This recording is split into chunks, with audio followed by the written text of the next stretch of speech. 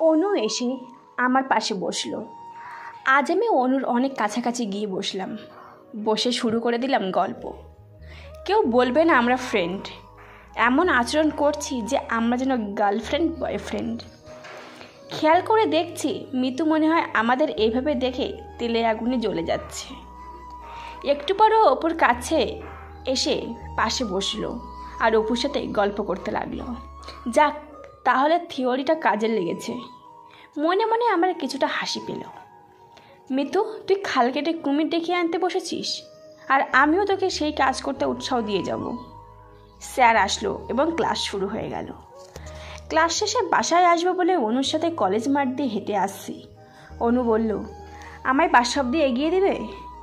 অনু গাড়ি আনতে গেলে আমি দাঁড়িয়ে থাকলাম। অনু গাড়ি নিয়ে আসলে ওর গাড়িতে উঠে বাসায় আসছি আর দুজন গল্প করছি। জানালা দিয়ে তাকাতে দেখি মিতু অপুর বাইকের পিছনে বসে আছে। অপুর বাইক গাড়ির পাশাপাশি আসলে মিতু যেন আমার দিকে তাকিয়ে বলতে চাইছে, তুই একাই পারিস নাকি দেখাতে? এই দেখ আমিও পারি কি না। ওরা চলে গেল। অনু বাসায় আমাকে এগিয়ে দিয়ে চলে গেল। বাসায় এসে দেখছি আপু আর আব্বু বাসায় ফেরেনি। দুপুরের খাবারটা খেয়ে আপু আর আব্বুর জন্য খাবার নিয়ে ছুটলাম ওয়ার্কশপে। গিয়ে দেখি আপু আর আব্বু আজ কর্মীদের সাথে কাজে নেমে পড়েছে। আমি কিছুটা অবাক হয়ে গেলাম। দুপুর পেরিয়ে যাচ্ছে, এখনও খাওয়া দাওয়ার খোঁজ খবর নেই, অথচ এভাবে কাজ করেই যাচ্ছে। আব্বু আর আপুকে ডেকে খেতে নিতে বললাম, আর আমি সব কিছু ঘুরে ঘুরে দেখলাম বেশ কাজ করছে সবাই। আপু ও আব্বু খাওয়া দাওয়া শেষ করে আমরা তিনজন মিলে নেমে পড়লাম কাজে। কাজ শেষ করে সবাই বাসায় ফিরলাম।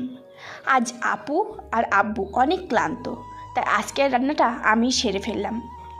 রাতে খেতে বসলে আপু বলল, এইভাবে যদি প্রতিদিন কাজ হয় তাহলে খুব বেশি দিন লাগবে না আমাদের ছোট্ট ওয়ার্কশপটা বড় আকার নিতে। আব্বু বলল, ঠিক বলেছিস লাবণ্য, আমরা এইভাবেই প্রতিদিন নিজেদের সর্বত্রটা দিয়ে কাজ করে যাব। তাহলে একদিন না একদিন উপরওয়ালা ঠিক আমাদের দিকে মুখ তুলে তাকাবেন। এক সপ্তাহ পার হয়ে গেল। আপু বিশ্বাস করে জানালো আমাদের এক সপ্তাহ কাজের ফলে আমরা আরও 5টি সেলাই মেশিন যোগ করতে পারবো। আমি কিছুটা অবাকই হলাম বটে, তবে এই ছোট্ট সাফল্যের হাত ধরেই যে একদিন আমরা আমাদের ভাগ্যটাকে লিখে ফেলব তার কোনো সন্দেহ নেই। রাতে ঘুমাতে গিয়ে আজ আমার মনটা যেন অন্য কিছু বলছে। আমি একসময় যার পিছনে ছুটেছি সে আমাকে ছুঁড়ে ফেলে দিয়েছে। আজ অনু আমার পিছনে ছুটছে।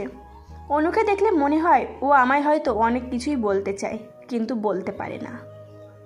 ওকে দেখে মনে হয় ও যেন পুরোটাই মিতুর উল্টো। মিতুর উপর প্রতিশোধ নিতে গিয়ে অনুর আবার আমার বন্ধুদের হাতটি ছেড়ে দিয়ে চলে যাবে না তো? তাহলে কি অনুকে আমি আপন করেই নেব? আমি কি ও যা বলতে চাই তা বলে দেব ওকে? না, এখন বলা যাবে না। এখন বললে অনু হয়তো আমায় গ্রহণ নাও করতে পারে, আবার অনুর বাবাও কোনো মতেই হয়তো আমায় মেনে নেবে না। সো আগে অনুর পাশে দাঁড়ানোর মতো যোগ্যতা অর্জন করি, তারপর না হয় সব ভেবে দেখব। এখন আপাতত অনুর সাথে এভাবেই থাকি। এদিকে মিতু আবার অপুর প্রেমে হাবুডুবু খাচ্ছে। শুধু সময়ের অপেক্ষা, কবে যে আমি মিতুর বিয়েটা দেখব আর আমাদের এই অবস্থাটাও পরিবর্তন হবে। কয়েকটি মাস এইভাবেই কেটে গেল। আজ আমাদের অবস্থাটা অনেকটাই পরিবর্তন।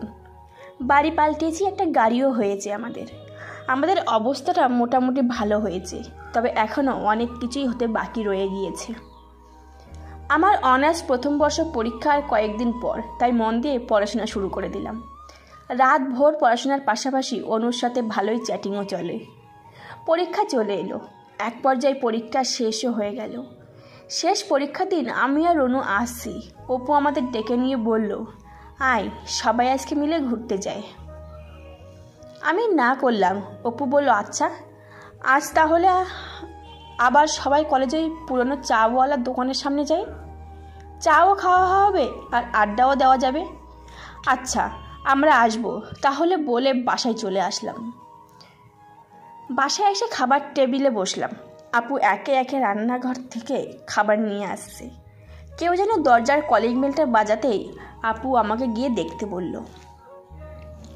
আমি গিয়ে দরজা খুলে দেখি একটা মেয়ে, বয়সটা খুব বেশি না আবার কমও না, মাঝামাঝি হবে।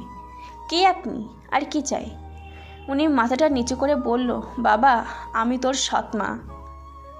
কি কি বললেন আপনি? আবার বলুন। বাবা আমি তোমার সৎমা। ও, তার মানে ওই দিন আব্বুকে আপনি আর আপনার বাবা আমাদের থেকে আলাদা করেছিলেন, আর আপুকে আমাকে আর আমার পরিবারকে পথে বসিয়েছিলেন। এখন এই বাসা থেকে বেরিয়ে যান বলছি, নইলে কিন্তু। বাবা তোমার আব্বুকে একটু ডেকে দাও, ওনার সাথে কিছু কথা বলেই আমি চলে যাব। আব্বু বাসায় নেই, আর আব্বুর সাথে আপনার কোনো কথা বলারও দরকার নেই, চলে যান বলছি।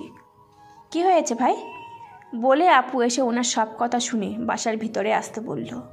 আমি আপুর দয়া দেখে অবাক হয়ে গেলাম, শুধু রাগে আমার হাত পা কামড়াচ্ছে। একটু পর আব্বু আসলো। আব্বু এসেই তো আমার থেকে ওনাকে দেখে বেশি রেগে গেলেন, কিন্তু আপুর কথায় আব্বু কিছুটা শান্ত হয়ে গেল। এখন কি জন্য এসেছো তা জানতে চাইল। সৎমা বলল, আমার বাবা হাসপাতালে, ওনার ক্যান্সার হয়েছে, ডাক্তার বলেছে আর বেশি দিন বাঁচবে না। বাবার শেষ ইচ্ছে তোমাকে দেখার, তোমার কাছে ক্ষমা চাওয়ার। প্লিজ আমার সাথে চলো তুমি। আব্বু কিছুতেই রাজি হলো না। এক পর্যায়ে সৎমা আমাদের সামনেই আব্বুর পা জড়িয়ে ধরলেন। বলো, মেয়ে হয়ে আমি কি আমার আব্বুর শেষ ইচ্ছে পূরণ করতে পারি না? তোমার যত ইচ্ছে আমাকে শাস্তি দাও, প্লিজ তবুও একটিবার চলো। আপু এসে ওনাকে তুললেন এবং আপুও আব্বুকে একটু বোঝালেন। অবশেষে আব্বু রাজি হয়ে গেল। আমরা সবাই গাড়িতে উঠে পড়লাম। আব্বু গাড়ি স্টার্ট দিতেই এক ব্যক্তি এসে গাড়ির জানালা দিয়ে আমাকে একটা কার্ড দিল। আমি কার্ডটি খুলতেই অবাক হয়ে গেলাম। কিসের কার্ড ওটা ভাই? মিতু ও অপুর বিয়ের কার্ড। আপু বলিস কি, উনি কি তাহলে আমাদের মিতুর বিয়ের কার্ড দিয়েছেন? না আপু, এই কার্ড অপু আমায় দিয়েছে বন্ধু হিসেবে, আর আব্বু সহ আমাদের অবশ্যই ওর বিয়েতে যেতে বলেছে। ও আচ্ছা। আমি কার্ডটি রেখে দিয়ে ভাবছি, বাহ বাহ, এবার বিয়েটা হবেই তাহলে শেষ পর্যন্ত। বিয়ের পরই মিতু বুঝবে কত জ্বালা। কিন্তু মিতুর বিয়ে দিয়ে মাসুর সাহেব রাজি হয়ে গেল। কিন্তু কেন রাজি হলো? উনি তো অপুকে দেখতেই পারেন না। আমরা হাসপাতালে পৌঁছে গেলাম। সবাই হাসপাতালে ঢুকলো, আর আমি এদিক ওদিক দেখতে থাকলাম। একটু পর আপু আমায় ডাকলেও আমি গেলাম না। দেখা করা শেষে আব্বু ও আপু বেরিয়ে আসলো। বাসায় চলে আসলাম। বাসায় এসে বসে আছি। একটু পর আপু এসে আমার পাশে বসলো। অপুর বিয়েতে যাবি ভাই? হ্যাঁ আপু, ও বড় মুখ নিয়ে সব ভুলে গিয়ে আমাদেরকে দাওয়াত করেছে। একদিন আগেই যেতে বলেছে, না গেলে কেমন হয় বল? আচ্ছা আমরা তাহলে যাব, আর অপুর বিয়েতে সবচেয়ে দামি গিফটটা আমরাই দেব। আচ্ছা ঠিক আছে। মনে মনে ভাবছি, আমিও তো সেটাই চাই। গিফটটা মিতু ওর ভাই দেখবে আর জ্বলে পুড়ে মরবে। হঠাৎ ফোনটি বেজে উঠল। হাতে নিয়ে দেখি অনু ফোন করেছে। হ্যাঁ অনু বল, কেমন আছো?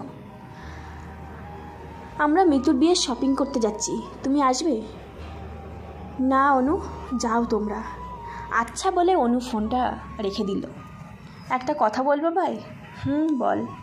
অনু মনে হয় তোকে অনেক ভালোবাসি, তুই ওর ভালোবাসার অমর্যাদা করিস না। কি বলিস আপু? ওর সাথে কি আমার যায়? আরও অনেকটা পথ পাড়ি দিতে হবে আমাদেরকে, তারপর না হয় অনুর সাথে আমাদের যাবে। ভাই দেখিস, যায় কি না যায় সেটা ভেবে যেন অনুকে হারিয়ে বসিস না আবার। ও অনেক মিষ্টি একটা মেয়ে, এত বড় ফ্যামিলির মেয়ে হয়েও আমাদের সাথে মেশে। বাদ দে না আপু। এখন বল, অপুর বিয়েতে কী গিফট দেওয়া যায়? ভাই আমরা একটা স্বর্ণের আংটি দিব অপুকে, কেমন হয় বল? আপু তুই কি বললি? সোনার আংটি? সে তো অনেক দাম। হ্যাঁ তাতে কি, আমরা এটাই দেব কালকে অপুর বিয়েতে। অপু বারবার ফোন করে আমাদের আজই যেতে বলছিল, তাই আমরা রাজি হয়ে বললাম আচ্ছা তাহলে আমরা সবাই আজই আসছি। আমরা আংটি অর্ডার করে রেখেছিলাম। আমি গয়নার দোকানে আংটি আনতে গিয়ে দাঁড়িয়ে আছি। একটু পর মিতুর ভাই মিতুকে নিয়ে ওই একই দোকানে এসে হাজির হলো। আমি আংটির জন্য 25,000 টাকা বার করে দিতেই দোকানদার আরও 1000 টাকা চেয়ে বসলো, যা অর্ডারের চেয়েও বেশি। স্যার, আংটিটার জন্য আরও 1000 টাকা দিন না প্লিজ, নতুবা আমাদের লস হয়ে যাবে, প্লিজ স্যার। আরে প্লিজ বলার কি আছে, এই নিন টাকা। আমি টাকা দিতে দোকানদার অনেক খুশি হয়ে গেল। আংটিটা নিয়ে মাসুদ সাহেবের দিকে একটু ঘুরে তাকিয়েই চলে আসলাম। হয়তোবা উনিও মিতু কিছুটা অবাক হয়ে গেল। বাসায় এসে দেখি আপু রেডি হয়ে গেছে। আপুকে আংটিটা দিয়ে জানতে চাইলাম আব্বু কোথায়, উনি যাবেন না? ভাই, আব্বু যাবে না, আব্বু আমাদের দুজনকে যেতে বলল। আচ্ছা আপু, আমি তাহলে রেডি হয়ে আসি। আমি রেডি হয়ে গেলাম। আপুকে নিয়ে একটা ভাড়ায় গাড়িতে উঠলাম, কেননা আমি এবং আপু দুজনেই এখনও আমাদের গাড়িটা ড্রাইভিং করতে পারি না এখনও। অপুর বাসায় পৌঁছে দেখি পুরো বাড়িতে মানুষে ভরা। আপু আর আমি সন্ধ্যা হলে দাঁড়িয়ে গল্প করছি। একটু পর অনুসহ কয়েকজন মেয়ে অপুকে হলুদ পরাতে আসলো। অপুর বাসায় অনু আমাকে দেখে কিছু একটা বলতে গিয়েও বলল না। ওরা হলুদ পরানো শেষে সবাই চলে গেল। পরের দিন বরযাত্রী সবাই বিয়েবাড়ি যাওয়ার জন্য রেডি হয়ে গেল। আমরা সবাই চলে গেলাম বিয়েবাড়িতে। বেশ ধুমধামে বিয়েটা দিচ্ছে দেখি মাসুদ সাহেব। বাসার দরজার সামনে সবাইকে উনি একে একে নিমন্ত্রণ জানাচ্ছে। আমি আর অপু ওনার সামনে গিয়ে ঢুকতে গেলেই উনি আমাদেরকে আটকে দিলেন। আমার বোনের বিয়েতে তোদেরকে দাওয়াত দিয়েছে কে? আমি তো তোদের আমার বোনের বিয়ের কোনো কার্ড দিইনি। ফকিরের মতো বিনা কার্ডে বিনা দাওয়াতে বিয়ে খেতে চলে এসেছিস নাকি তোরা? আমি আর আপু কিছু না বলে চুপ করে দাঁড়িয়ে থাকলাম। মাসুদ সাহেব গলা বাজিয়ে আমাদের বেশ কিছু কথা শোনাতে শুরু করে দিল। এমন চেঁচামেচি দেখে অনেক মানুষজন হাজির হয়ে গেল। আমি একজন মানুষকে বললাম, ভিতরে গিয়ে বরকে বলুন আবির নামের এক ছেলে বিয়ে বাড়িতে ঢুকতে দিচ্ছে না। লোকটি আমার কথা মতো বরকে বলতেই বাড়ির ভিতরে চলে গেল। কয়েক সেকেন্ডের মধ্যেই অপু এসে হাজির হয়ে গেল। কি হয়েছে এখানে? অপু, এই অপমানের জন্য কি তুই আমাদের তোর বিয়ের কার্ডটা দিয়েছিলি? এতগুলো মানুষের সামনে আমাদের ফকিরের সাথে তুলনা করে কতই না কথা শুনিয়ে দিল তোর সম্বন্ধী। আমি কি শুনছি? এসব সত্যিই কি আপনি এগুলো করেছেন? মাসুদ সাহেব কিছু না বলেই শুধু বলল, না মানে আমি কি? আমার বন্ধুকে ফকির বলে অপমান করা এগুলো কি? এসব চল, এই বিয়ে আমি করব না। মাসুদ সাহেব অপুর হাতটি চেপে ধরলেন। প্লিজ অপু, তুমি এমন করো না। আমার ভুলের শাস্তি আমার বোনটাকে দিও না। তুমি চলে গেলে আমার সব মান সম্মান শেষ হয়ে যাবে। অপু, ওকে আপনি করে সবার সামনে আমার বন্ধুর কাছে মাপ করছে বলুন আমার ভুল হয়ে গিয়েছে, সরি। অপুর কথা মতো মাসুদ সাহেব আমাদের কাছে মাপ চেয়ে সরি বললেন। আমি ইটস ওকে বললাম। মনে মনে বেশ খুশিই হলাম। উনি যখন আমাদের অপমান করেছিল আমরা কিসের জন্য চুপ করেছিলাম, শুধু এভাবেই মাসুদ সাহেবের নাকটা কাটলো বলে। বিয়েবাড়িতে ঢুকতেই অনুকে দেখে আমি কিছুটা টাসকে খেয়ে গেলাম। এত সুন্দর করেও সেজেছে যে আমি ওর দিকে তাকিয়ে চোখটা বুঝতেই পারছি না। কি আবির, এভাবে কি দেখছেন? না মানে কিছু না, তোমাকে বেশ সুন্দর দেখাচ্ছে এই সাজে। ও আচ্ছা, সুন্দর দেখালে কি লাভ বলুন? যার জন্য সাজে সে তো আর এসব বোঝে না। আমি কি বলবো বুঝছি না। অনু যে ইনডিরেক্টলি এভাবে কিছু বলবে ভাবতেই পারিনি। আচ্ছা, আমি একটু ওই দিকটাই যাই বলে অনুর সামনে থেকে কেটে পড়লাম। কি ব্যাপার, আপুকে কোথাও দেখছি না কেন? কোথায় গেল বলে খুঁজতেই আপুকে একপাশে দেখলাম দাঁড়িয়ে আছে। আপুর কাছে যেতে দেখি আপুর চোখে পানি। আপু, কি হয়েছে তোর? কিছু না ভাই, আপু কেন কাঁদছে তা জানি, তাই আমি আর আপুকে কিছু বললাম না। বিয়ে শেষ হয়ে গেল। পরের দিন সন্ধ্যায় আমি আর আপু বাসায় চলে আসলাম। ভাই দেখেছিস ওনার কি রাগ আমাদের উপর, কিভাবে না আমাদের অপমানটা করলো। আপু বাদ দে তো, উনি তো কম অপমান হলেন না। হ্যাঁ ভাই। 3 দিন পর আমি রুমে বসে থেকে পড়ছি, হঠাৎ আব্বু চিৎকার দিয়ে উঠল। কি হয়েছে দেখতে বাইরে যেতে দেখি আব্বু আপুকে মাটি থেকে তুলছেন। আমি দৌড়ে গিয়ে আব্বুর সাথে আপুকে মাটি থেকে তুললাম ও গাড়ি করে নিয়ে হাসপাতালে চলে আসলাম। ডাক্তার সাহেব আপুকে দেখে বললেন, বেশি চিন্তা ও মানসিক দিক থেকে উনি অনেক টেনশন করেছেন, তাই সেন্সলেস হয়ে গিয়েছিলেন। ও আচ্ছা, আর একটা খুশির খবর আছে, উনি মা হতে চলেছেন। হোয়াট? আপনি এগুলো কি বলছেন ডাক্তার? হ্যাঁ, আমি ঠিকই বলছি। ডাক্তার সাহেব চলে গেল। আব্বু, এখন কি হবে? কি হবে আবার? কিছুই না, আমি নানা হব আর তুই মামা হবি। আব্বু বেশ খুশির সাথেই হাসি মুখে বলল। একটু পর অনু ফোন করলে আমার ফোনটা বেজে উঠল। ফোন রিসিভ করে আমি কথা বলতেই বাইরে গেলাম। বলো। আবির, তুমি কোথায়? কিছু শুনেছ কি? আমি হাসপাতালে। আর কি শুনবো? কি হয়েছে? তুমি হাসপাতালে তাও জানো না? তুমি হাসপাতালে কি মৃত্যুকে দেখতে গিয়েছো নাকি? না, আমি মৃত্যুকে দেখতে যাব কেন? আপু অসুস্থ, তাই হাসপাতালে নিয়ে এসেছি। ও আচ্ছা, তাহলে শোনো, অপু নাকি মৃত্যুকে অনেক মারধর করেছে। মৃত্যুর নাকি খুব খারাপ অবস্থা। আমরা সব মৃত্যুকে দেখতে যাচ্ছি এই হাসপাতালের নাম বলল। আচ্ছা যাও বলে ফোন রেখে দিয়ে ভাবছি, আমারও তো এই হাসপাতালে রয়েছি। মৃত্যু কোন রুমে ভর্তি হয়েছে তাহলে? নাকি ওকে হাসপাতালে নিয়ে আসছে? আমি আপুর কাছে যেয়ে দেখি আপুর জ্ঞান ফিরেছে, উঠে বসে আছে। আপু, তুই অন্তঃসত্ত্বা, আমাদের আগেই বলতে পারিসনি? তাহলে আমরা বাচ্চাটাকে নষ্ট করে ফেলতে পারতাম। আপু আমাকে ঠাস করে একটা চড় বসিয়ে দিল। ছি ভাই, ছি, তুই এমন কথা বলবি আমি তা কখনো ভাবিনি। আমার সন্তানকে অবৈধ যে আমি সন্তান নষ্ট করব? আমার সন্তানের বাবা রয়েছে, তার পিতৃ পরিচয় আছে, আমি কেন সন্তান নষ্ট করব? আর তোদের সাথে আমাকে রাখতে যদি তোদের কোনো সমস্যা হয় তাহলে বলে দে, আমি একাই থাকব। আমার সন্তানকে আমি একাই বাবা মায়ের আদর দিয়ে বড় করব, মানুষ করব। বুঝলাম আমার কথায় আপু অনেক কষ্ট পেয়েছে। আমার এই কথাটি আপুকে বলা মোটেও ঠিক হয়নি, তাই সরি আপু, আমায় মাফ করে দে প্লিজ। আমি আর এমন কথা বলবো না কখনো। আব্বু বলল, মা, ওকে মাফ করে দে, ও না বুঝেই কথাটি বলে ফেলেছে। ডাক্তার সাহেব এসে কিছু ঔষধের স্লিপ দিয়ে আমাদের বললেন এই ওষুধগুলো খাওয়াবেন আর ওনাকে একটু দেখে রাখবেন। আপনারা চাইলে আজকেই ওনাকে বাসায় নিয়ে যেতে পারেন। আমি ওষুধের স্লিপ নিয়ে বাইরে আসতে দেখি অনু হাসপাতালে প্রবেশ করেছে। অনু, কেমন আছো? আর মৃত্যুকে কি এই হাসপাতালে নিয়ে এসেছে নাকি? তাই তো শুনলাম, মৃত্যুকে এই হাসপাতালে নিয়ে এসেছে। সম্ভবত 302 নম্বরে হবে মনে হয়। আর আবির, তুমি কোথায় যাচ্ছ? চলো যাই মৃত্যুকে দেখে আসি। তুমি যাও অনু, আমি আপুর ওষুধগুলো নিয়ে আসি। আচ্ছা, আগে বলো আপু কত নম্বর রুমে আছেন, ওনাকেও দেখে যাই। আপু 307-এ।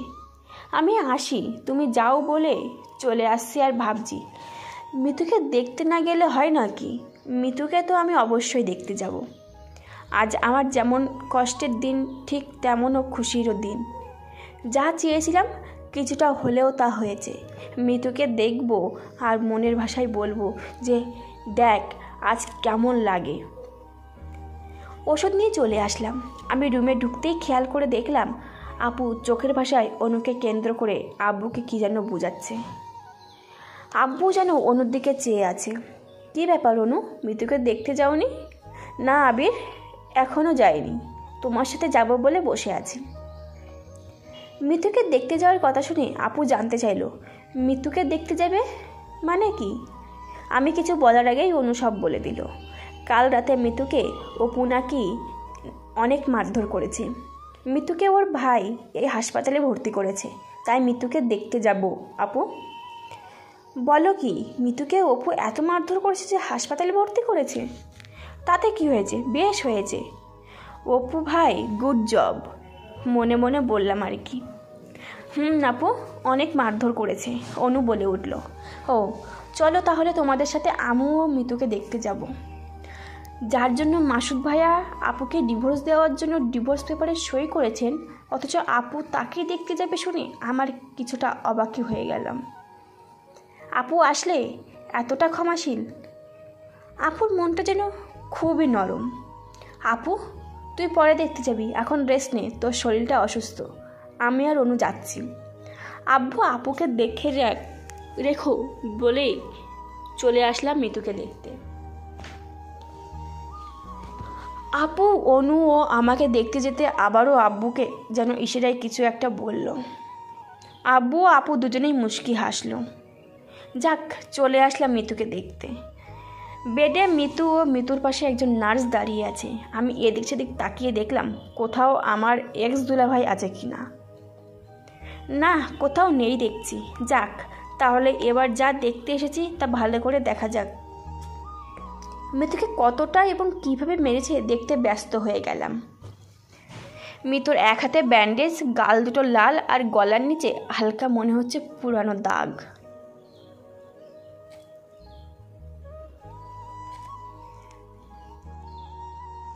যাক, ভালোই মেরেছে তাহলে মিতুকে বলে এবার চুপ করে বসে শোনার চেষ্টা করলাম কেন অপু মেরেছে মিতুকে। মিতু, কি হয়েছিল? অপু তোকে এভাবে মারলো কেন? মিতু একটু কান্না করে বলল, সবই আমার ভাগ্যের লিখন রে বান্ধবী, সব আমার পাপের কাজ। যাক, তাহলে মিতু কিছুটা মানুষ হয়েছে। তবে একদিনের মায়েরে মিতু এতটা বুঝবে? ভালো। একটু পর আমি বসা থেকে উঠে অপারেশনের কিছু জিনিস দেখে নার্সকে বলতে লাগলাম, এটা কি ওটা কি। নার্স কিছুটা বিরক্ত হয়েই গেল। অনু আমায় বলে বসলো, আবির তুমি এমন করছো কেন? না, সব কিছু জানার কৌতূহল জেগেছে তো, তাই আর কি। একটু পর আপ্পু আসলো। এসেই মিতুর পাশে বসে মিতুর মাথায় হাত বুলিয়ে সব জানতে চাইল। মিতু আপুর হাত চেপে ধরে কিছু বলতে যাবে কি মাসুদ ভাই চলে আসলো। মাসুদ ভাই এসেই অনুকে বললেন, অনু তুমি থাকো, বাকিদের চলে যেতে বলো। মাসুদ ভাইয়ের কথা শুনে আমি আর আপু বের হয়ে আসলাম। আপুকে যেতে বলে আমি জানালায় কান পেতে রইলাম, কেননা মাসুদ সাহেবের হাতে আমি একটা কাগজ দেখেছি। কাগজটা আমি যা সন্দেহ করেছি তাই কিনা বোঝার জন্যই কান পেতে রইলাম। মিতু, এই নে ডিভোর্স পেপার, অপু সাইন করে দিয়েছে, এবার তুই কর। এবার আমি জানালার পর্দা সরিয়ে দেখলাম সত্যিই তো আমি যা ভেবেছি তাই। আহা, আমার যেন আর বড়ই নাচতে ইচ্ছা করছে। মিতু, আজ কেমন লাগছে তোমার? এবার বোঝো, ইট মারলে পাটকেলটা অবশ্যই খেতে হয়। আর মাসুদ সাহেব, এবার বোঝো ভাই হয়ে নিজের বোনের হাতে ডিভোর্স লেটার দিয়ে তাতে সাইন করতে বলাটা কতটা কষ্টের। আমি আপুর কাছে চলে আসি আর ভাবছি, মাসুদ সাহেব মিতুকে অপুর মতো ছেলের সাথে কেন বিয়ে দিতে রাজি হলো? আজকে আবার ডিভোর্স এসবের কারণটা কি? না জানি এই কথাগুলো কোনোদিনও জানা হবে কি না, তবে জানার জন্য বেশ আগ্রহ যে যেন। আপুর কাছে এসে দেখি আব্বু ও আপু বাসায় চলে আসবে বলে প্রস্তুত। বাসায় চলে আসবো বলে গাড়িতে উঠলাম। আব্বু গাড়ি চালাচ্ছে আর আপু আমার ঘাড়ে মাথা রেখে অনবরত কেঁদেই যাচ্ছে। আমি কি বলে আপুকে সান্ত্বনা দেবো বুঝতে পারছি না। একবার ভাবছি, আপু কেঁদে লাভ কি, সবই তো ভাগ্যের লিখন, কপালে যা আছে তাই তো হবে। আর যে তোর আমার এত বড় ক্ষতি করেছে সে তো আর সুখে নেই। তোর সাথে যেটা করেছে তার সাথেও ওটাই ঘটছে, ঠিক পাপের সাজাটা পেয়েছে যেন। আপু চোখটা একটুখানি মুছে বলে বসলো, ভাই আমার মতো মৃত্যুর জীবনটা নষ্ট হয়ে যাবে রে। আপুর কথা শুনে আমি মনে মনে বললাম, মৃত্যুর জীবনটা নষ্ট হয়ে যাবে মানে কি আপু? অলরেডি নষ্ট হয়ে গিয়েছে তো। ভাই দেখেছিস ওনার আজও আমাদের উপর কতটা রাগ রয়েছে। আমাদের দেখে আমাদের সাথে কথা বললেন না বলে অনুকে দিয়ে আমাদের বেরিয়ে যেতে বলল। আপু আপু আমার মনটা না একটা কথা বলছে, বলবো আপু? হ্যাঁ বল ভাই। আপু তুই দেখিস আমার যখন মিষ্টি একটা ভাগ্নি বা ভাগ্নি হবে তখন মাসুদ ভাই নিশ্চিত নিজের সন্তানের দিকে তাকিয়ে আবার তোকে মেনে নেবে। একসময় উনি সব ভুলে যাবে। তাই যেন হয় ভাই। তবে আমার মনে হয় কি ও আমায় আর মেনে নেবে না ভাই। নেবে আপু, নিশ্চয়ই মেনে নেবে। ওনার সন্তানের মুখের দিকে তাকিয়ে দেখিস, একসময় উনি অবশ্যই সব মেনে নেবে। আমরা বাসায় পৌঁছে গেলাম। একটু ফ্রেশ হয়ে বসতেই অনু আমায় ফোন করলো। হ্যাঁ অনু, বলো। আপির, একটা কথা বলবে? তোমাদের সাথে মাসুদ ভাইয়া ও মিতুর কি হয়েছে? কই, কিছু না তো। কিছু না মানে? নিজের বউকেও শালাবাবুকে উনি বার হয়ে যেতে বললেন কেন তাহলে? আর আমি যখন বললাম লাবণ্য আপু মা হতে চলেছেন, তাহলে উনি একথা শুনে মনমরা হয়ে গেলেন কেন? তোমাকে সময় করে একদিন আমি সব বলবো অনু। এখন তুমি আমায় একটা কথা বলবে? কি কথা বলো? আসলে মাসুদ সাহেব মিতুকে কেন অপুর সাথে বিয়ে দিল, আর অপুই বা কেন মিতুকে ডিভোর্স দিল, জানো কি তুমি? না, আমি তো কিছু জানি না এসবের। ও আচ্ছা। অনু পরে কথা বলবো বলেই ফোনটা রেখে দিলাম।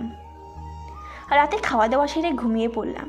সকালে উঠে আজ আব্বু আর আমি ওয়ার্কশপে যাওয়ার জন্য বাইর হতেই আপু এসে বলল আমিও যাব। আমি বললাম, না আপু, তুই আজ থেকে বাসায় থাকবি, কেননা আমাদের মাঝে নতুন একটা অতিথি আসছেন। আপু একটু লজ্জা পেয়ে বলল, আচ্ছা ভাই, ঠিক আছে, তোরাই যা। আব্বু আর আমি চলে আসলাম ওয়ার্কশপে। এইভাবেই কেটে গেল বেশ কিছুদিন। হঠাৎ একদিন আব্বু এসে বলল ওনার শ্বশুরমশাই মানে আমার নানা নাকি মারা গিয়েছেন। আব্বুর সাথে আমি যাব বলে বের হতে আপু এসে বলল আপুও যাবে। আমি বললাম, না আপু, তোর এই অবস্থায় ওখানে যাওয়াটা ঠিক হবে না, তুই বাসায় থাক। না ভাই, আমিও যাব, উনি আমাদের নানা, একবার তো শেষবেলায় বিদায় দিয়ে আসি। আচ্ছা আপু, চলো তাহলে। আব্বু গাড়ি স্টার্ট দিলেই আপু ও আমি গাড়িতে উঠে বসলাম। ফোনটা বেজে উঠলেই কল রিসিভ করতেই অনু বলল, কাল থেকে তো কলেজ খুলবে, কলেজে আসবে না? আর প্রথম বর্ষের রেজাল্টটা খুব তাড়াতাড়ি স্যারেরা দিয়ে দেবেন মনে হয়। না অনু, আমি কয়েকটা দিন যাব না কলেজে, পরে কথা হবে, গাড়িতে আছি বলেই ফোনটা কেটে দিলাম। আমার সাথে এগুলো কি হতে শুরু করে দিল বুঝছি না। মনে হয় একদিক গড়াচ্ছে, অন্য দিক ভাঙছে। ভাগ্যটা যেন আমাদের সাথে খেলা শুরু করে দিয়েছে। তবে হয়তো এই খেলাটা আমার সাথে নয়, আমার চারপাশের মানুষদের ওপরে হচ্ছে। এক বাসার গেটের দিকে আব্বু গাড়ির স্টিয়ারিংটা ঘোরালো। গেটের দারোয়ান নেই, মনে হয় মালিক মারা যাওয়ায় উনি ভেতরে গিয়েছেন। গাড়ি থেকে আব্বু নামতে গেলে আমি আব্বুকে বলে উঠলাম, আব্বু তুমি বসো, আমি গিয়ে গেটটা খুলছি। আমি গাড়ি থেকে নেমে গেট খুলে সামনের দিকে ঠেলা দিতেই দেখি আমার নানার বাসা যেন একটা রাজপ্রাসাদ। আমি তাক লাগিয়ে চেয়ে থাকলাম। আব্বু সামনে দিয়ে গাড়ি নিয়ে যেতেই আমাকে মনে হয় হুঁশটা ফিরল। আমি গাড়ির পিছন পিছন যেতেই বললাম আর চারপাশটা দেখতে লাগলাম।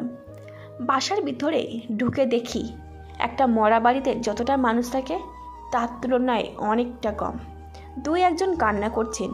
আপু গিয়ে আমার সৎমার পাশে বসলো এবং কান্না জুড়ে দিল। কান্নার কি আছে, উনি তো আমাদের মানে আপু ও আমাকে এতিম করে দেওয়ার মূল কারিগর। ওনার মৃত্যুকে কান্নার কিছুই নেই।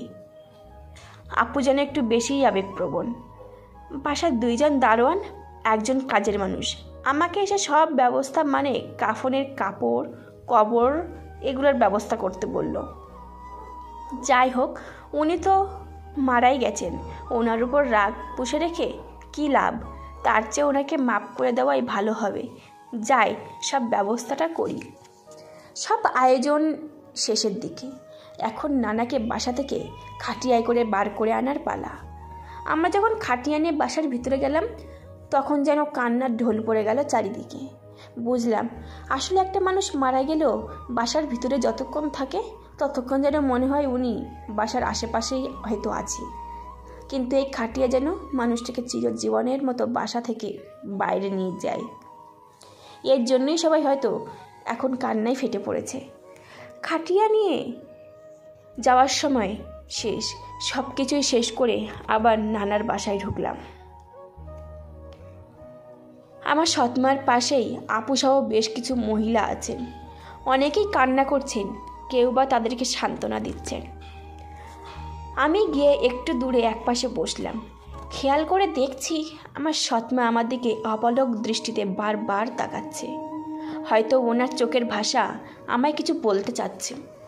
এই ভাষা সবটা না, আসলে আমি এই ভাষা সবটা বা আসলে কি বোঝাতে চাচ্ছে তা না বুঝলেও কিছুটা বুঝলাম উনি হয়তো আপুর মতো আমাকে ওনার পাশে চাইছেন। ভাবছেন হয়তো আজ যদি আবির আমার নিজের ছেলে হলে আমার পাশে বসে একটু হলেও কান্না করতো, আমায় বলতো মা কেঁদো না, নানার কি হয়েছে, উনি আমাদের মাথার উপরেই ছায়ার মতো থাকবেন। আমি এবার উঠে গেলাম। আপু চল বাসায় যাব। একথা শুনে উনি কিছুটা অবাক ও করুণা দৃষ্টিতে আমার দিকে তাকালো। উনি হয়তো এটা আশা করেননি আমার থেকে। আপু কিছু বলতে যাবে কি আব্বু চলে আসলো। উনি এসে জানালেন আবির আমরা এখানে 3-4 দিন থাকবো, বেশ কিছু কাজ আছে, আমরা তা করে তারপরে বাসায় চলে যাব। কী কাজ আমি না বুঝে না শুনে মাথাটি নাড়িয়ে আব্বুকে জানালাম আচ্ছা ঠিক আছে। রাতে একটু খেয়ে যে যার মতো করে ঘুমাতে চলে গেল। আপু সৎমায়ের সাথে বসে রইল, আমিও চলে গেলাম ঘুমাতে। রাতে ঘুমের মধ্যে একটা স্বপ্ন দেখছি, এক অদ্ভুত ধরনের। সাদা কাপড়ে সাদা শরীরটা জড়ানো কেউ এসে বলছে আমার মেয়েটা এতিম, ওকে তোমরা মাপ করে দিও, সব দোষ আমার মেয়েটার কোনো দোষ নেই, দোয়া করে ওকে তোমরা মাপ করে দিও।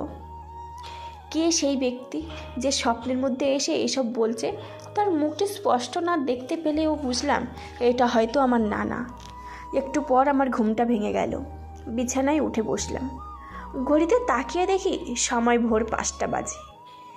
এখন আর ঘুম আসবে না, যাই ফ্রেশ হয়ে আসি বলে এক জানালার পাশ দিয়ে যেতে আমি কারোর গলার শব্দ পেলাম।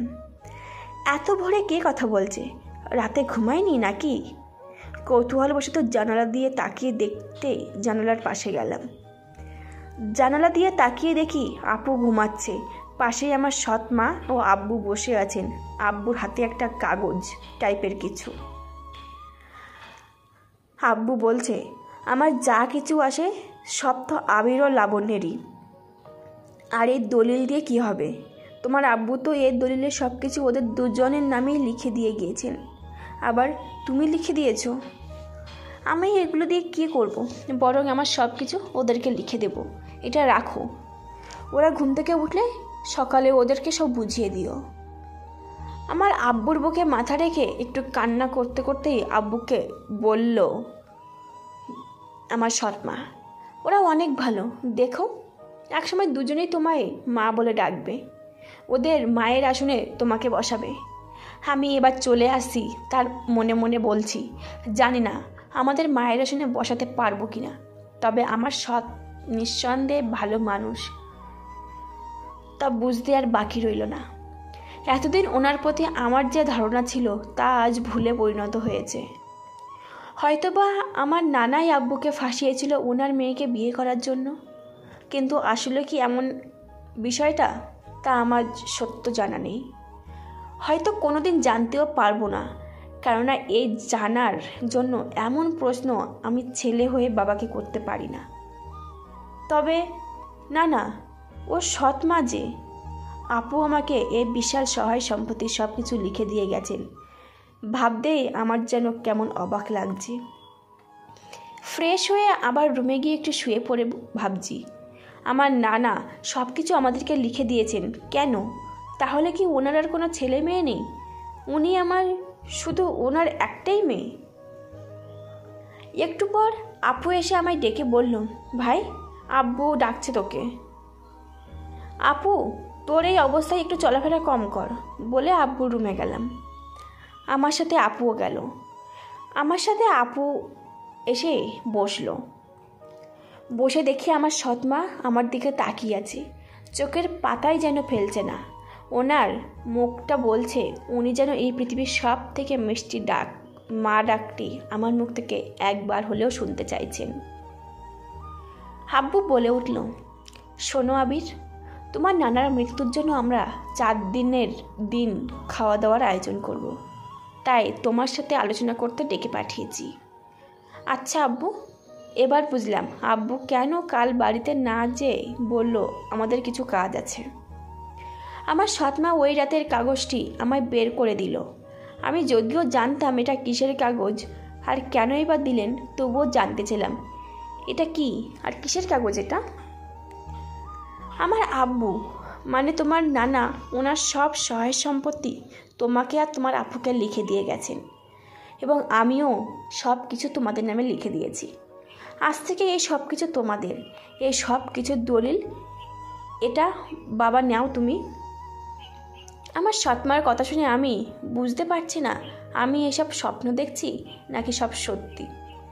কাল রাতে দেখেছি আসলে তা সবই সত্যি। আমি কেন এসব নেব? এগুলো তো আমার বাবার নয়, মানুষের কোনো কিছু তো আমি নিব না। ভাই এগুলো কি বলিস? মানুষের কেন হবে? এগুলো আমাদের মায়ের। উনি না হয় আমাদের পেটে ধারণ করেননি, তাই বলে কি উনি আমাদের মা নন? শুধু পেটে ধরলে কি মা হয় রে ভাই? আপুর কথার উত্তর আমার কাছে নেই। তাছাড়া আপুর মুখের উপর আমি কোনোদিন কথাও বলিনি, তাই আপুর কথায় আমি মাথাটা এবার নিচু করলাম। আব্বু কিছু বলছে না, কেননা আব্বুর বলার মতো এখানে কিছুই নেই। একটু পর মাথা তুলে সামনে তাকাতে দেখি আমার সৎমা কান্না করছেন এবং শাড়ির আঁচলটা দিয়ে চোখটা মুছছেন। বাবা, আজ যদি আমি তোমাদের মা হয়ে এগুলো তোমাদের দিতাম তাহলে তো অবশ্যই নিতে, তাই না? আসলে ডাক্তার আমায় বলেছিল আমি নাকি কোনোদিনও মা হতে পারবো না, তাই যেদিন থেকে জানতে পারি তোমার আব্বুর ছেলে মেয়ে রয়েছে সেদিন থেকেই ভাবতাম আমি তাহলে তোমাদের পেট না ধরেও মা হব, মা ডাক্তার শুনবো। কিন্তু সেটা আমার ভাগ্যে নেই। কে বলেছে নেই মা? অবশ্যই আছে। আজ থেকে আমি তোমায় মা ডাকবো। বিছানা থেকে দলিলটি তুলে নিয়ে বললাম, এটা তোমার কাছেই রাখো। উনি এবার কিছুটা কান্না ভেজা কণ্ঠে সুখের হাসি দিয়ে বললেন, এবার শুরু করো। নানার মৃত্যুর চতুর্থ দিনে আমরা কিভাবে খাওয়া দাওয়া সব আয়োজন করব তা নিয়ে আলোচনা ও পরিকল্পনার। সব পরিকল্পনার মাফিকই খাওয়া দাওয়ার আয়োজন শেষ হয়ে গেল। এবার আমাদের বাসায় চলে আসার পালা। আমি আর আব্বু গাড়িতে উঠে বসে আছি। আপু আসছে না। কি ব্যাপার, আপু আসছে না কেন? আপু না আসায় আব্বু আমায় ভিতরে গিয়ে আপুকে নিয়ে আসার কথা বলল। আমি গাড়ি থেকে নেমে যেতেই আপু ও মা দেখলাম আসছেন। আপু গাড়িতে উঠে বসলো, মা বাহিরে গাড়ির জানালার সামনে দাঁড়িয়ে রইল।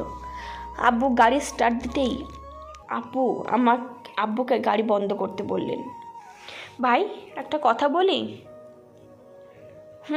বলো আপু। মাকে আমাদের সাথে নিয়ে যাবি? উনি তো এই বাসায় পুরো একা একা কিভাবে থাকবেন? আমি আপুকে ইশারায় বললাম, আমার নয়, আব্বুকে বলো। আপু যদি আব্বুকে বলে আমি জানি আব্বু না করবে না। এবার আপু আব্বুকে বলল, আব্বু তাতে হ্যাঁ বলল। আমি গিয়ে আব্বুর সাথে সামনে বসলাম আর আপু আর মা পিছনে বসলো। আমি ভাবছি জন্মের পর মায়ের আদর পাইনি, কিন্তু আমার ভাগ্যে এসব কী লেখা সত্যি আমি বিশ্বাস করতে পারছি না। এবার আমি সৎমাকে নিজের মায়ের মতো পেয়ে গেলাম। জানি না মায়ের আদর কেমন হয়, উনি আমায় সন্তানের আদর দেবেন কি না তা সময়ই বলে দেবে। উনি যে নিশ্চিত আমাদের নিজের সন্তান হিসেবে মেনে নিয়েছেন তা বোঝা যাচ্ছে। বাসায় চলে আসলাম। আমি আমার রুমে এসে একটু ফ্রেশ হয়ে শুয়ে রয়েছি। অনু অনেকবার ফোন করেছিল, তাই এই ব্যস্তর মধ্যে ভুলেই গিয়েছি, তাই অনুকে কল করলাম। একবার দুইবার ফোন দেওয়ার পর অনু এবার ফোন ধরল। হ্যালো অনু, কেমন আছো? তুই কে রে কুত্তা? জোরে চেঁচিয়ে বলে উঠল। কি ব্যাপার, আমি রং নম্বরে ফোন দিয়েছি নাকি? অনু তো আমায় কোনোদিন কুত্তা বলে না, আবার তুইও বলে না। ফোনটা সামনে নিয়ে দেখি না, এটা তো অনুরই নম্বর। আবার ফোনটা কানে নিয়েই হ্যালো বলতে, এই তুই আমার সাথে কথা বলবি না আর কোনো দিন, ফোনও করবি না। এবারে বুঝলাম এটা আসলে অনুই চরম রেগে গিয়েছে, তাই এইভাবে বলছে। অনু আমার কথা তো শোনো আগে। কিচ্ছু শোনার মতো নেই। অনু এবার শুরু করে দিল বাংলায় মন্ত্র পড়া। আমি চুপ করে থাকলাম, কেননা আমার একবার হলেও উচিত ছিল অনুকে এসব বলার। ওর টানা 5 মিনিট আমায় মন্ত্র শোনালো বাংলা ভাষায়। শেষ হয়েছে তোমার? এবার আমি কিছু কথা বলতে পারি? অনু চুপ করেই বুঝলাম ওর মন্ত্র শোনানো এবার শেষ। আমার নানা মারা গিয়েছেন, ওনার বাসায় গিয়েছিলাম, তাই ফোনটা ধরা হয়নি। ও সরি বলল। আমি আসলে বুঝিনি আবির, আমায় মাফ করে দাও। It's okay. মনে মনে বলছি গরু মেরে জুতোদান করছে। তবে অনু, তুমি থেকে তুই বলায় বেশ মজা পেয়েছি, ভালোই লাগছিল। ওকে তুই করেই বলতে বললাম। অনু বলল, আগামীকাল থেকে কলেজ খুলবে আর রেজাল্টও এই সপ্তাহেই দিয়ে দেবে। কলেজ যাবি? না তুই যা, আমি এই 2 সপ্তাহের মধ্যে কলেজে যাব না, কিছু কাজ আছে, শেষ হলে তবে যাব। অনুর সাথে অনেকক্ষণ কথা চলল এবং পরে আমরা ঘুমিয়ে পড়লাম।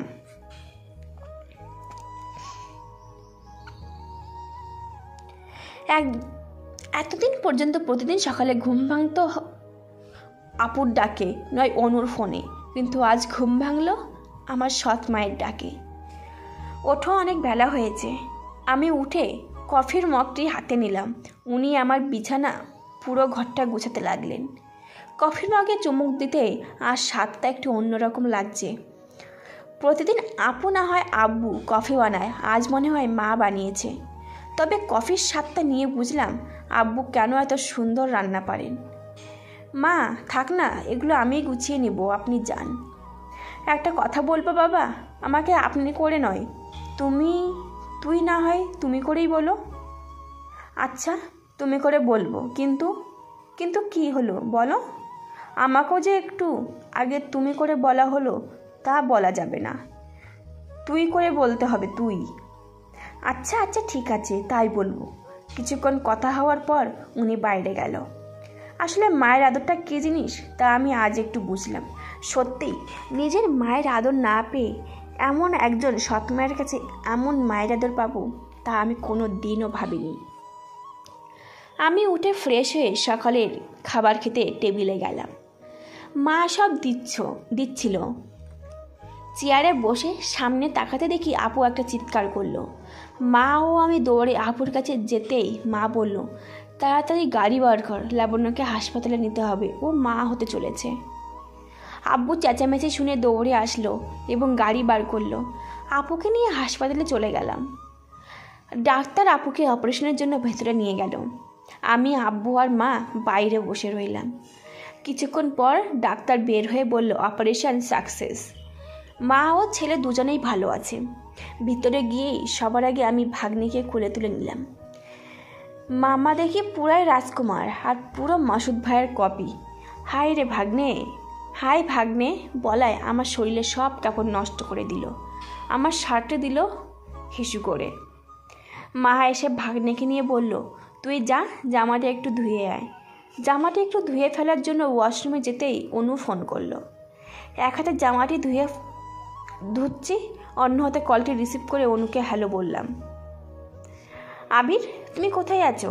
আমি এখনই তোমার সাথে দেখা করতে চাই। এইভাবে বলছো? কি হয়েছে অনু? আব্বু মিতুর ভাই মাসুদ ভাইয়ার সাথে আমার বিয়ে ঠিক করে ফেলেছেন আবির। আমি এই বিয়ে করতে পারবো না। আমি হয় তোমায় বিয়ে করব, না হয় মরব। অনুর কথা শুনে আমি যেন আকাশ থেকে পড়লাম। অনু এটা কি শোনালো আমায়? আমার এই আনন্দের দিনে এটা শুনবো কল্পনাও করিনি। মাসুদ ভাইয়া অনুকে, ছি, মাসুদ ভাইয়া অনুকে বিয়ে করবে, এটা আমি কি শুনলাম? মাসুদ ভাইয়ার ভিতরের রূপটা এমন সত্যি ভাবা যায় না। ওয়াশরুম থেকেই চলে এসে আব্বু ও মাকে বললাম, আমার একটু দরকারে বাইরে যাচ্ছি, একটু পর ফিরবো বলেই চলে আসলাম। আপুর সুখের সংসারে একমাত্র আমার জন্যই আগুন লেগেছে। সংসারটি ভেঙে গেলেও আপু এখনও মাসুদ ভাইয়াকে ডিভোর্স দেয়নি। পথ চেয়ে বসে আছেন মাসুদ ভাইয়ার, উনি কবে যেন এসে ওকে নিয়ে যাবে। আমি জানি আপু মাসুদ ভাইয়াকে কতটা ভালোবাসে। মাসুদ ভাইয়ার থেকে আপু দূরে আছে ঠিকই, কিন্তু আমার মনে হয় মাসুদ ভাইয়ার প্রতি আপুর ভালোবাসা এখনও কমে গিয়েছে। বরং আজও দেখি আপু মাঝে মাঝে ওনার জন্য কাঁদে। আজ যদি মাসুদ ভাইয়া অনুকে বিয়ে করে, আপু তাহলে সত্যিই পাগল হয়ে যাব। আপু এই কষ্ট কিছুতেই সহ্য করতে পারবে না। না, এ হতে পারে না। আমার জীবন থাকতে আমি এটাকে হতে দেব না। প্রয়োজনে মিতুর পায়ে ধরবো, ও যেন মাসুদ ভাইকে সব সত্যি কথা খুলে বলে। তবুও আমি এটা হতে দেব না। অনুকে ফোন করে আসতে বললাম। আমি হন্য হয়ে দৌড়ে গেলাম। অনু দেখি আমার আগেই গিয়ে বসে থেকে বাদাম খাচ্ছে। অনু, তুমি ফোনে এগুলো কি বললে? তা আসলে কি সত্যি? সত্যি। না, এ হতে পারে না, এটা কোনো দিনও হতে পারে না। তুমি মাসুদ ভাইকে কোনো দিনও বিয়ে করতে পারো না। আমি তোমায় মাসুদ ভাইকে বিয়ে করতে দেব না, কোনো দিনও না। অনু কিছু না বলে একটা মুচকি হাসি দিল। অনু হাসছে কেন আমি বুঝলাম না, অবাক হয়ে ওর দিকে তাকালাম। অনু এবার বলল, এত ভালোবাসো আমায়, এতদিন বলনি কেন? আমি জানতাম তুমি আমাকে ভালোবাসো, তাই আজ পরীক্ষা করতেই আমি এসব বলেছি। আমি কেন মাসুদ ভাইয়াকে বিয়ে করতে যাব? প্লিজ, আমি চাই তুমি ওই 3টি ওয়ার্ড সর্বপ্রথম তোমার মুখ দিয়ে আমাকে বলো, প্লিজ। আমি আর নিজেকে সামলাতে পারলাম না, অনুর গালে একটা চড় বসিয়ে দিলাম। ভালোবাসা কখনো পরীক্ষা দিয়ে হয় না। কাউকে বিশ্বাস করতে হলে তার বিশ্বাসকে ভরসা করতে হয়। ভালোবাসার পরীক্ষা নেওয়ার জন্য তুমি এতটা নিচ হবে এমন উপায় বেছে নেবে? ছি অনু, আমার ভাবতেও অবাক লাগছে। সেফ এইটুকু থেকে আপু আমায় কোলে পিঠে বাবা মায়ের আদরে বড় করেছেন, আর তুমি কিনা পরীক্ষা হিসেবে আমার আপুর ভালোবাসাটাকে বেছে নিলে। আর শুনে রাখো, মাসুদ ভাইয়ের সাথে তোমার বিয়ে হতে পারে না। এই কথাটি তোমাকে ভালোবেসে নয়, আমার আপুর সংসার আর তার সন্তানের ভবিষ্যতের কথা মাথায় রেখেই বলেছি। আমি তোমায় ভালোবাসি না। তোমার মতো মেয়েকে ভালোবাসাও পাপ। আমার রাস্তায় আর কোনোদিনও আসবে না বলেই আমি বাসায় চলে আসলাম। আসলে মেয়েরা যে নিজেদের কিভাবে এতটা নিচে মনোভাব, কিভাবে অনুর, ভাবিনি আমি কোনো দিন। বাসায় এসে দেখি হাসপাতাল থেকে বাসায় এখনও কেউ ফেরেনি। আমি বিছানায় গিয়ে শুয়ে রইলাম। একটু পরে সবাই আসলো। আমি গিয়ে আমার ভাগ্নেকে কোলে নিয়ে আদর করতে লাগলাম। অনেক কিউট আর খুব সুন্দর দেখতে হয়েছে আমার ভাগ্নে। 1 সপ্তাহ পার হয়ে গেল। অনু একটিবারের জন্যও আমায় ফোন করলো না। আমি ওকে ফোন দিইনি, হয়তো কোনো দিনও দিব না। একদিন আব্বুকে ডেকে বললাম, আব্বু, আমাদের এই সম্পদ আছে বলে আমরা এইভাবে বসে থাকলে একসময় সবটা ফুরিয়ে যাবে। তাই আমি আর লেখাপড়া করব না, এবার বিজনেস জগতে পা রাখবো। আব্বু আমাকে বলল, আচ্ছা ঠিক আছে। পুরনো ছোট্ট ওয়ার্কশপটি এবার বৃহৎ আকারে পরিণত করলাম। যে গার্মেন্টসে আমার আপু কাজ করতো, ওই গার্মেন্টসটাকে কিনে বসলাম। মাঝখানে মায়ের সাথে কিছু মনোমালিন্য হলেও অবশেষে আমি রাজি হয়ে গেলাম সবার ইচ্ছায়। একদিন মা বলে বসলো, বাবা, এই বাসা তো আমরা পরিবর্তন করতে পারি। তোমার নানার বাসাটিকে কেউ নেই, খালি পড়ে আছে। আমরা তো ওখানে থাকতে পারি। সবাই ওই বাসায় থাকলেও আমি থাকতে পারবো না। আমি তা মাকে সরাসরি জানিয়ে দিলাম। এই নিয়েই মায়ের সাথে মূলত কিছুটা মনোমালিন্য হয়, কিন্তু আজ আমি রাজি হয়ে গেলাম। এই ছোট্ট বাসাটি ভাড়াটে করে নানার বাসায় পাড়ি জমালাম। আজ আমার জীবনের সব কিছুই পরিবর্তন হয়ে গিয়েছে। সারাদিন অফিস করে বাসায় এসে ভাগ্নের সাথে আনন্দ দুষ্টুমিতে মেতে উঠলাম। আজ আমার নামটি দেশের নামকরা স্বল্প বয়সী বিজনেসম্যানের মধ্যে যোগ হয়েছে। বাড়ি গাড়ি এমন কি নামের সাথে পরিবর্তন কর্মকর্তারাও যোগ করে রাখেন। দীর্ঘ 1 বছর পেরিয়ে গেছে। মাসুদ ভাইয়া, মিতু বা অনু কারোর সাথেই আমার আর এই 1 বছরে কোনো দিনও দেখা হয়নি। আমি দেখা করার চেষ্টাও করিনি। সমাজের যেখানেই টাকার অভাব, এতিম দরিদ্র ছেলেমেয়েদের পড়াশোনা বন্ধ হয়ে যায়, সেখানেই আমার হাতটা বাড়িয়ে দেই। কেননা আমিও জীবনের এক পর্যায়ে ওদের মতোই এতিম ছিলাম। এরই সুবাদে আমি যে কলেজে পড়তাম, সেই কলেজে প্রধান অতিথি হয়ে এক অনুষ্ঠানে ডাক পেলাম।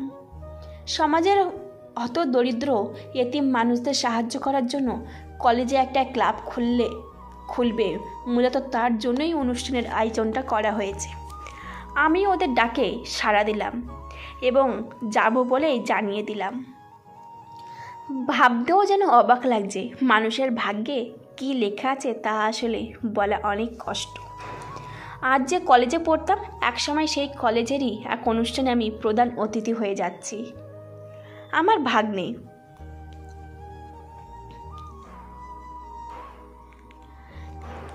সাথে নিয়ে যাব বলে ভাবলাম। এই 1 বছরে যতটা পরিবর্তন হয়েছি, সব পরিবর্তন বদলিয়ে আগের মতোই এতিম ও গরিব বেশ ধরলাম। আমার ভাগ্নেকে কোলে নিয়ে ভাড়ায় চালিত গাড়ি করে অনুষ্ঠানে প্রধান অতিথি হয়ে গেলাম। একটু সামনের দিকে গিয়ে চেয়ারে বসে ভাগ্নেকে নিয়ে বসে থেকে বাদাম খাচ্ছি আর এদিক ওদিক তাকাচ্ছি। কেননা আমি অনার্স 2য় বর্ষে ওঠার পর পড়ালেখা বাদ দিয়েছি। 1 বছর হলো। পড়ালেখা বাদ দেওয়ার সেই হিসাব মতো অনুর আজ এই কলেজেই 3য় বর্ষে পড়ালেখা করার কথা, কিন্তু অনুকে দেখছি না। আমার পাশে থাকা 2 ভদ্রলোকরা গল্প করছিল। প্রিন্সিপাল স্যারকে কতবার বললাম আবির চৌধুরীর মতো মানুষকে এই অনুষ্ঠানে প্রধান অতিথি না করতে। উনি শুনলেনই না আমাদের কথা। ওনার মতো মানুষকে এসব অনুষ্ঠানে আসবেন নাকি? এবং এই ক্লাবে কি স্পন্সর করবেন? কখনোই করবেন না। এবার বুঝুক ঠেলা, অনুষ্ঠান আয়োজনের সব লক্ষ্যটাই বৃথা গেল।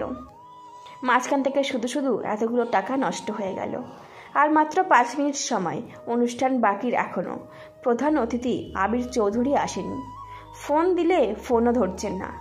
আসলে সবার কি প্রতিক্রিয়া আমার বিষয়ে সেটা শুনতেই আমি এভাবে এখানে উপস্থিত হয়েছি। অনুষ্ঠান শুরু হয়ে গেল। 2টি মেয়ে স্টেজে উঠল। দেখতে দুজনকেই বেশ সুন্দর লাগছে। আজকে এই অনুষ্ঠানটি আমরা 2 জন উপস্থাপনা করেছি, আমি এবং অনু। আমিটা যে বললু সে হলো মিতু, আর অপরজন ছিল অনু। তার মানে এরা দুজনে অনু আর মিতু। আরে বাহ, মেকআপে দেখছি দুজনকে চিনতেই পারা দেয়। অনুষ্ঠান শুরু হয়ে গেল। মামা ভাগ্নে বসে অনুষ্ঠান উপভোগ করতে লাগলাম। একটু পরপর আমার ভাগ্নে কান্না করছিল, তাই বসে থাকা ওই ভদ্রলোক স্যার 2 জন বলে বসলো, এইটুকু বাচ্চা নিয়ে কেউ অনুষ্ঠান দেখতে আসে? নিজেও দেখবে না, আবার আমাদেরকেও দেখতে দেবে না। এক স্যার বলল, কি ব্যাপার, তোমাকে এই কলেজেরই ছাত্র মনে হচ্ছে? তুমি আবির না? হ্যাঁ স্যার, আমি আবির। ও, পড়ালেখা বাদ দিলে যে? আর এই বাচ্চাটা কার? এমনি স্যার, এটা আমার ভাগ্নে। ও, তো বলো এখন কি করো? ব্যবসা ট্যাবসা নাকি জব, কি করো? আমি কিছু বলতে যেতেই আমার ভাগ্নে আবার কান্না শুরু করলো। আমার আর বলা হলো না। আবার ওনারও একটু পর উঠে গেলেন। অনুষ্ঠান প্রায় শেষ।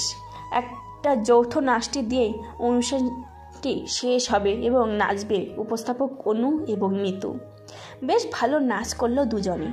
নাচ শেষে অনু মাউথ পিস নিয়ে বলতে লাগলেন, অত্যন্ত দুঃখের সাথে জানাচ্ছি যে আমাদের অনুষ্ঠানে আসবে পথ চেয়ে থেকেও শেষ অবধি প্রধান অতিথি আসেননি। আমাদের অনুষ্ঠানের উদ্দেশ্যটাই বৃথা গেল। কোনো উদ্দেশ্যই বৃথা যায়নি বলে জোরে চিৎকার দিয়ে উঠলাম।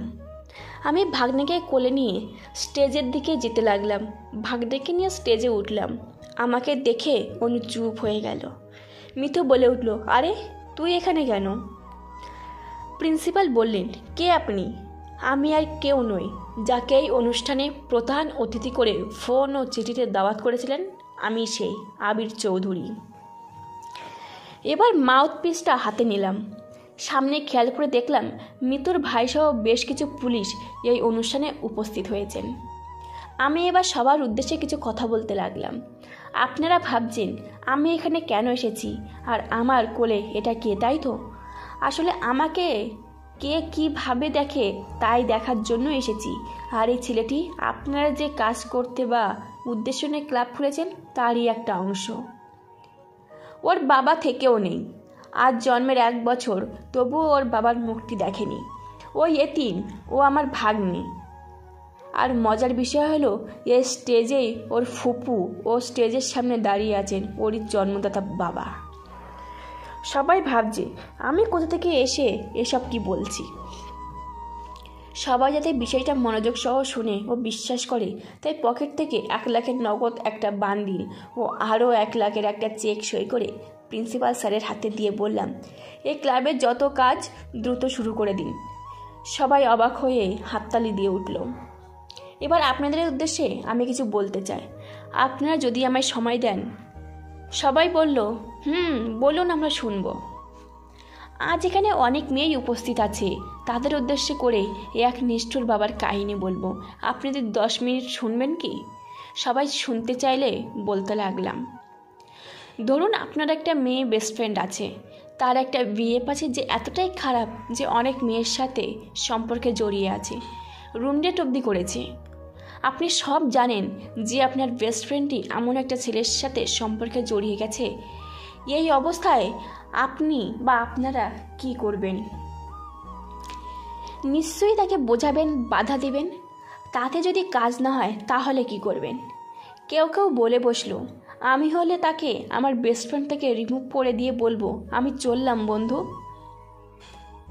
অনেকে অনেক কিছু বলল, আমি সব শুনে বললাম, আমি কি করেছি শুনবেন? সবাই বলে উঠল, শুনবো।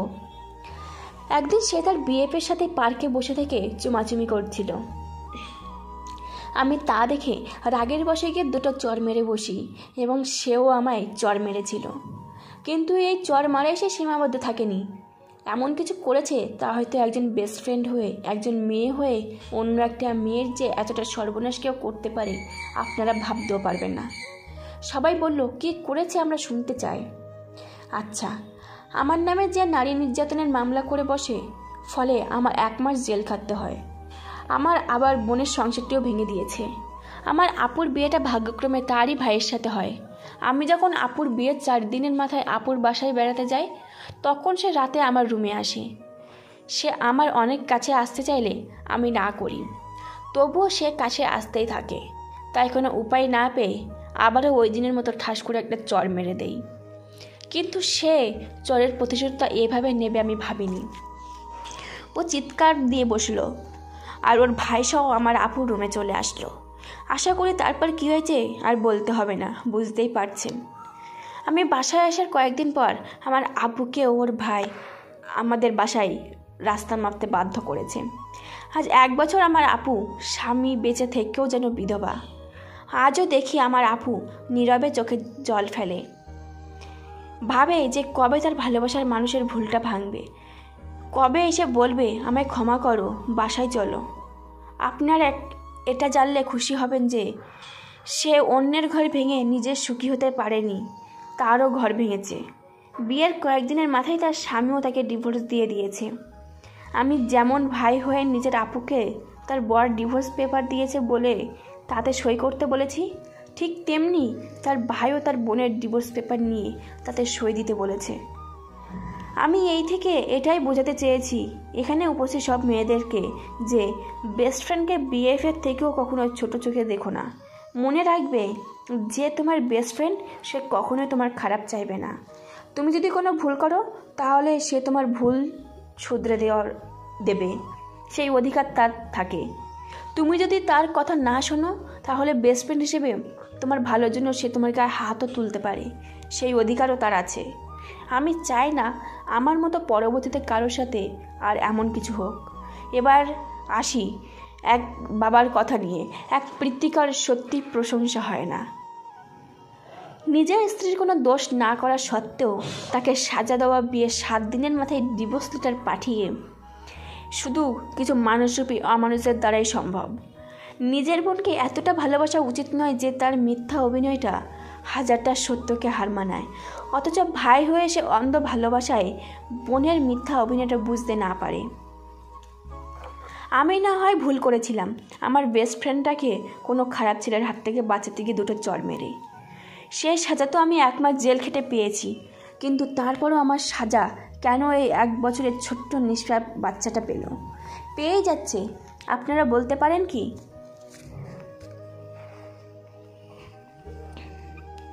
ও যখন আরেকটু বড় হয়ে ওর আম্মুকে বলবে আমার আব্বু কোথায়, ওনার নাম কি, তখন তার মা কী বলবে তাকে বলতে পারেন? আর আমি মামা, আমায় যখন এসে বলবে মামা আমার আব্বু কোথায়, তখন আমিই বা কী বলবো? বলবো কি তোমার বাবা পুলিশ অফিসার, যে তোমায় শুধু জন্মদাতা আর কিছুই নয়?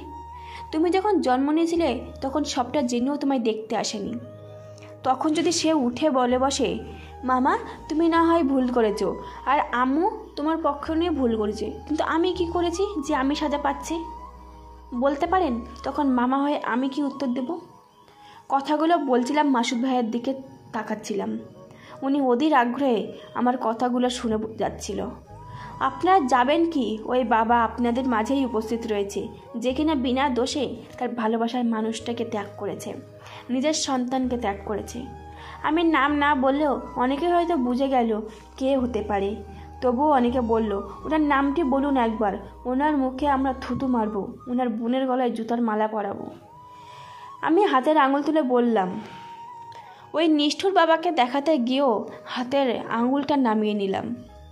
কয়েক সেকেন্ডের জন্য নীরব হয়ে ভাবলাম, উনি যে ভুল বুঝে আপুকে ত্যাগ করেছেন, ওনার সেই ভুল হয়তো একদিন ভাঙবে। সেদিন ভুল ভাঙলে হয়তো উনি আমার আপুকে ওনার ঘরে ফিরিয়ে নেবেন। কিন্তু আজকে যদি আমি এভাবে সবার সামনে ওনার নামটা বলে দেই, তাহলে হয়তো সেদিন ভুল ভাঙলেও উনি আমার আপুকে মেনে নেবে না। ভুল ভেঙে আপুকে আবার ফিরিয়ে নেওয়ার যে সম্ভাবনা রয়েছে, তা হয়তো আর থাকবে না। তাই হাতের আঙুলটি নামিয়ে নিয়ে বললাম, আমি আর চুপ থাকবো না, এবার আমিও আইনি ব্যবস্থা নিব। আমার ভাগ্নেকে ওর সব অধিকার সব ফিরিয়ে দেব, নয়তো ওর বাবাকে উচিত শিক্ষা দেব। তারপর থেকে আমার ভাগ্নে ওর বাবাকে জানতে চাইল। ও জানবে ওর বাবা মৃত। যাই হোক, এবার আসি মূল কথায়। আমি কখনো ভাবিনি এমন একটা মহৎ উদ্দেশ্য পরিচালিত ক্লাবটিতে আমি নিমন্ত্রণ পাব। কিছুটা সাহায্য করে এর অংশ হতে পারবো। আপনারা যত দ্রুত সম্ভব ক্লাবটি প্রতিষ্ঠা করে ফেলুন। ক্লাবের সকল দরকার এই সাহায্য সহযোগিতায় আমায় পাবেন। সবার কাছে আমি আমার হাতটি বাড়িয়ে দেব। আমার কথা শুনে সবাই হাততালি দিয়ে উঠল। আর এই অনুষ্ঠানে আমাকে আমন্ত্রণ করায় প্রিন্সিপাল স্যারকে আন্তরিকভাবে জানাচ্ছি ধন্যবাদ। এই বলে আমি আমার বক্তব্য শেষ করছি। সবাই ভালো থাকবেন, সুস্থ থাকবেন, আর কাছের মানুষগুলোকে ভালো রাখবেন। স্টেজ থেকে নেমে গেলাম। এক স্যার এসে বলল, চলুন, আপনার জন্য হালকা কিছু নাস্তার ব্যবস্থা করেছি আমরা। ওনার সাথে অফিসের 2 তলায় গেলাম। নাস্তা শেষ করে স্যারদের সাথে কথা বলার জন্য ড্রাইভারকে ফোন করে গাড়ি নিয়ে আসতে বললাম। 2 জন ম্যাম এসে আমার ভাগ্নিকে কোলে নিয়েই বলতে লাগলো, কি কিউট, অনেক মিষ্টি হাসি, এমন মুখের দিকে তাকিয়ে যে মনটা ভরে যায়। ওনারা আমার ভাগ্নিকে বেশ আদর করলো। ড্রাইভার গাড়ি নিয়ে আসলে স্যারদের বিদায় জানিয়ে গাড়িতে এসে বসলাম। ড্রাইভারকে যেতে বললাম। কলেজ গেট হতে বের হয়ে একটু দূরে এসে দূর থেকে দেখছি অনুসহ ওর কিছু বান্ধবীরা একসাথে যাচ্ছে। ড্রাইভারকে বললাম, শোনো, ওই সামনে মেয়েগুলোর কাছাকাছি গিয়ে গাড়ি থামাবে। আমি বলা মাত্রই কড়া কয়েকটি হর্ন বাজিয়ে বসবে। আচ্ছা স্যার। আমার কথা মতো ড্রাইভার গাড়ি বন্ধ করে দিল, কিন্তু রানিং গাড়ির শব্দ ছাড়া ওদের কাছাকাছি পৌঁছতে আমার কথায় ড্রাইভার বসিয়ে দিল কড়া হর্ন। সব কয়টা দেখি এক লাফ মেরে ভয়ে রাস্তা পাশে নেমে গিয়েছে। এই কানা ড্রাইভার চোখে দেখে না নাকি? আমি ড্রাইভারকে বললাম, কিচ্ছু বলো না, ওরা বাইরে থেকে আমাদের দেখছে না, ওরা কি করবে তাই দেখবো, ব্রেক করে বসে থাকো, ওরা কি করে তাই দেখবো, চুপচাপ বসে থাকো। অনু উঠে এসে গাড়ির জানালায় হাত দিয়ে ঠকঠক করতে লাগলো। আমি জানালার কাছ নামিয়ে মুখটা বার করায় ও আমার মুখটা দেখে কিছুটা শকড। ড্রাইভারকে বললাম, চলো এবার।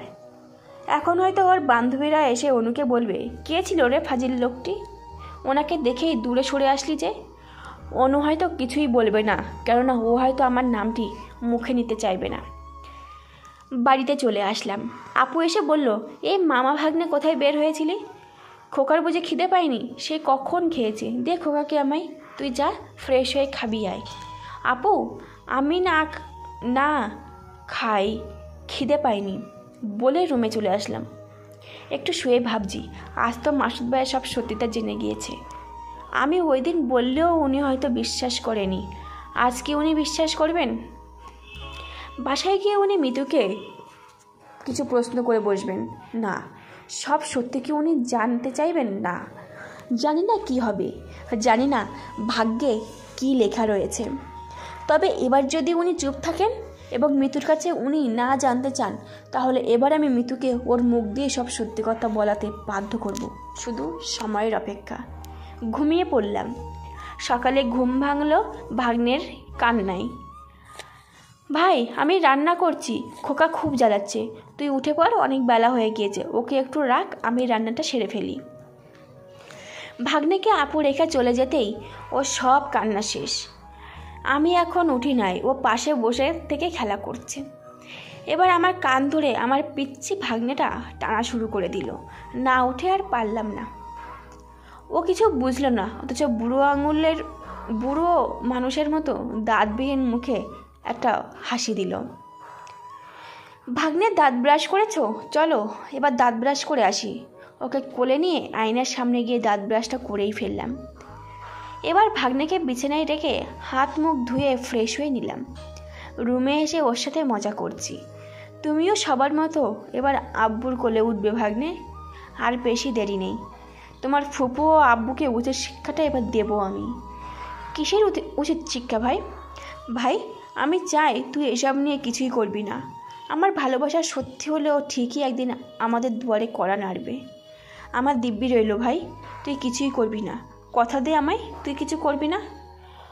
ওকে আপু, আমি কিচ্ছু করব না, লক্ষ্মী ভাই আমার, বলেই আপু রান্নাঘরে আবার চলে গেল। আমি বুঝি না আপু এমন কেন, যে মানুষটা তাকে এতটা কষ্ট দিয়েছে এখনও দিচ্ছে, তার উপরে এত কেন তার শ্রদ্ধা? হয়তোবা এটাই একজন স্ত্রী হয়ে স্বামীর প্রতি ভালোবাসা। একদিন 2 দিন এইভাবেই 3 মাস পার হয়ে গেল, অথচ মাসুদ ভাইয়ের পক্ষ থেকে কোনো সাড়া শব্দ কিছুই আসলো না। চাতক পাখির মতো আমি আর আপু চেয়ে রইলাম কবে আসবে ওই দিনটা, তার আশায়। এরই মধ্যে আব্বু এসে একদিন বলল, আমরা এখনও কোথাও একসাথে বেড়াতে যাইনি, চলো সবাই কোথাও একসাথে একদিন ফ্যামিলি পিকনিকে যাই। আব্বুর কথা শুনে আম্মু বলল, ঠিক বলেছ তুমি, আমরা এখনও কোথাও একসাথে বেড়াতে যাইনি। আম্মু আব্বুর সাথে আমিও রাজি হয়ে গেলাম। এখন আপু রাজি হবে কি না তার পালা। আম্মু আপুকে রাজি করানোর দায়িত্বটা আমায় দিয়ে দিল। আমি আপুর রুমে প্রবেশ করে দেখি ভাগ্নে খেলা করছে আর আপু শুয়ে শুয়ে টিভি দেখছে। ভাগ্নেকে কোলে নিয়েই বলতে লাগলাম, ভাগ্নে আমরা এখন সবাই একসাথে কোথাও বেড়াতে যাইনি, চলো এবার কোথাও বেড়াতে যাই। সেটা যদি কোনো সমুদ্র সৈকত হয় তবে বেশ মজা হবে ভাগ্নে। তোমার নানা নানি আমি রাজি, এবার তুমি রাজি তো? কবে যাওয়া হবে ভাই? যাক তাহলে ভাগ্নে আছিলাই, তাকে বোঝাতে পেরেছি, সে এবার বুঝেছে। খুব শীঘ্রই আপু, চল না যাই, আব্বু আম্মু বলছিল। আচ্ছা যাবো আমি, তুই সব আয়োজনটা সেরে ফেল। থ্যাংক ইউ আপু, আমি অনেক খুশি হয়েছি। আমি সব আয়োজন সেরে ফেললাম এবং পরদিনই আমরা সমুদ্র সৈকতে বেড়ানোর উদ্দেশ্যে পাড়ি জমালাম। ঠিক হলো আমরা 3 দিনের ট্যুর করব। সেই মতোই আমি একটা হোটেল 3 দিন থাকার উদ্দেশ্যে ল্যাপটপে রুম বুকিং করলাম। হোটেলে পৌঁছতে আমাদের রাত হয়ে গেল। রাতে সবাই একসাথে বসে বেশ মজা করলাম। আব্বু আম্মু যেন গল্পের আসরটা মাতিয়ে দিল। 2টো রুম বুক দিয়েছি, তাই আব্বু আমি এক রুমে ও আরেক রুমে ভাগ্নে সহ আপু আম্মু ঘুমিয়ে পড়ল। ঘুমানোর আগে আপু সবাইকে বলে দিল আমরা সবাই যেন সকাল সকাল উঠে পড়ি, কেননা সমুদ্র সৈকতে সকালের সূর্য ওঠার দৃশ্যটা নাকি খুব সুন্দর লাগে। আপুর কথা মতো আমরা সবাই সকাল সকাল ঘুম থেকে উঠে পড়লাম। খাওয়া দাওয়া সেরে রওনা দিলাম সমুদ্র সৈকতে। বেশ মজা হলো। দুপুর পর্যন্ত আমরা সবাই একসাথে ঘোরাঘুরি করলাম। আপু বলল, ভাই আমরা এখন রুমে ফিরে যাই, আবার বিকালে আসবো, বিকালে সূর্যাস্ত দেখতে। সবাই দুপুরের দিকে হোটেলে ফিরে আসলাম। দুপুরের খাবারটা খেয়ে নিয়ে একটু রেস্ট করলাম। বিকাল হয়ে গেলে আমরা সবাই আবার চলে গেলাম সমুদ্র সৈকতে। আমি ভাগ্নেকে কিছু খেলনা জিনিসপত্র কিনে দেব বলে ভাগ্নেকে নিয়ে এক দোকানে গেলাম। দোকানে গিয়ে কিছু খেলনা কিনে চলে আসতে গিয়েই পাশে একটু চোখ যেতেই মনে হলো অনু ও মিতুর মতো 2 জনকেও। কী ব্যাপার, এখানে অনু ও মিতু কোথা থেকে আসলো? ভালো করে দেখি, সত্যি ওরা 2 জনে। আসলে আমিই পাগল, না হলে এটা ভাবি না কি? না আসার কি আছে, হয়তোবা আমাদের মতোই ওরাও এখানে ঘুরতে এসেছে। যাই হোক, চলে আসলাম ভাগ্নে ও আমি সূর্যাস্ত দেখতে। সূর্যাস্ত না দেখে আমি ভাগ্নেকে আপুর কোলে দিয়ে অনু ও মিতুকে খোঁজ করতে চলে আসলাম। ওদের খোঁজ করার উদ্দেশ্যটা হলো ওদের সাথে মাসুদ ভাইয়া এসেছে কি না তার জন্য। এত মানুষের ভিড়ে খুঁজে পেতে বেশ কষ্ট হলেও ওদের 3 জনকে খুঁজে পেলাম এক খাবারের হোটেলের সামনে। সম্ভবত রাতের খাবারটি খেতেই ওরা হোটেলে প্রবেশ করেছে মনে হলো। তাই আমি আর এক মুহূর্ত না দেরি করে তাড়াতাড়ি এসে আব্বু আপু আম্মুকে নিয়ে খাওয়ার জন্য ওই হোটেলে যাওয়ার উদ্দেশ্যে যেতে লাগলাম।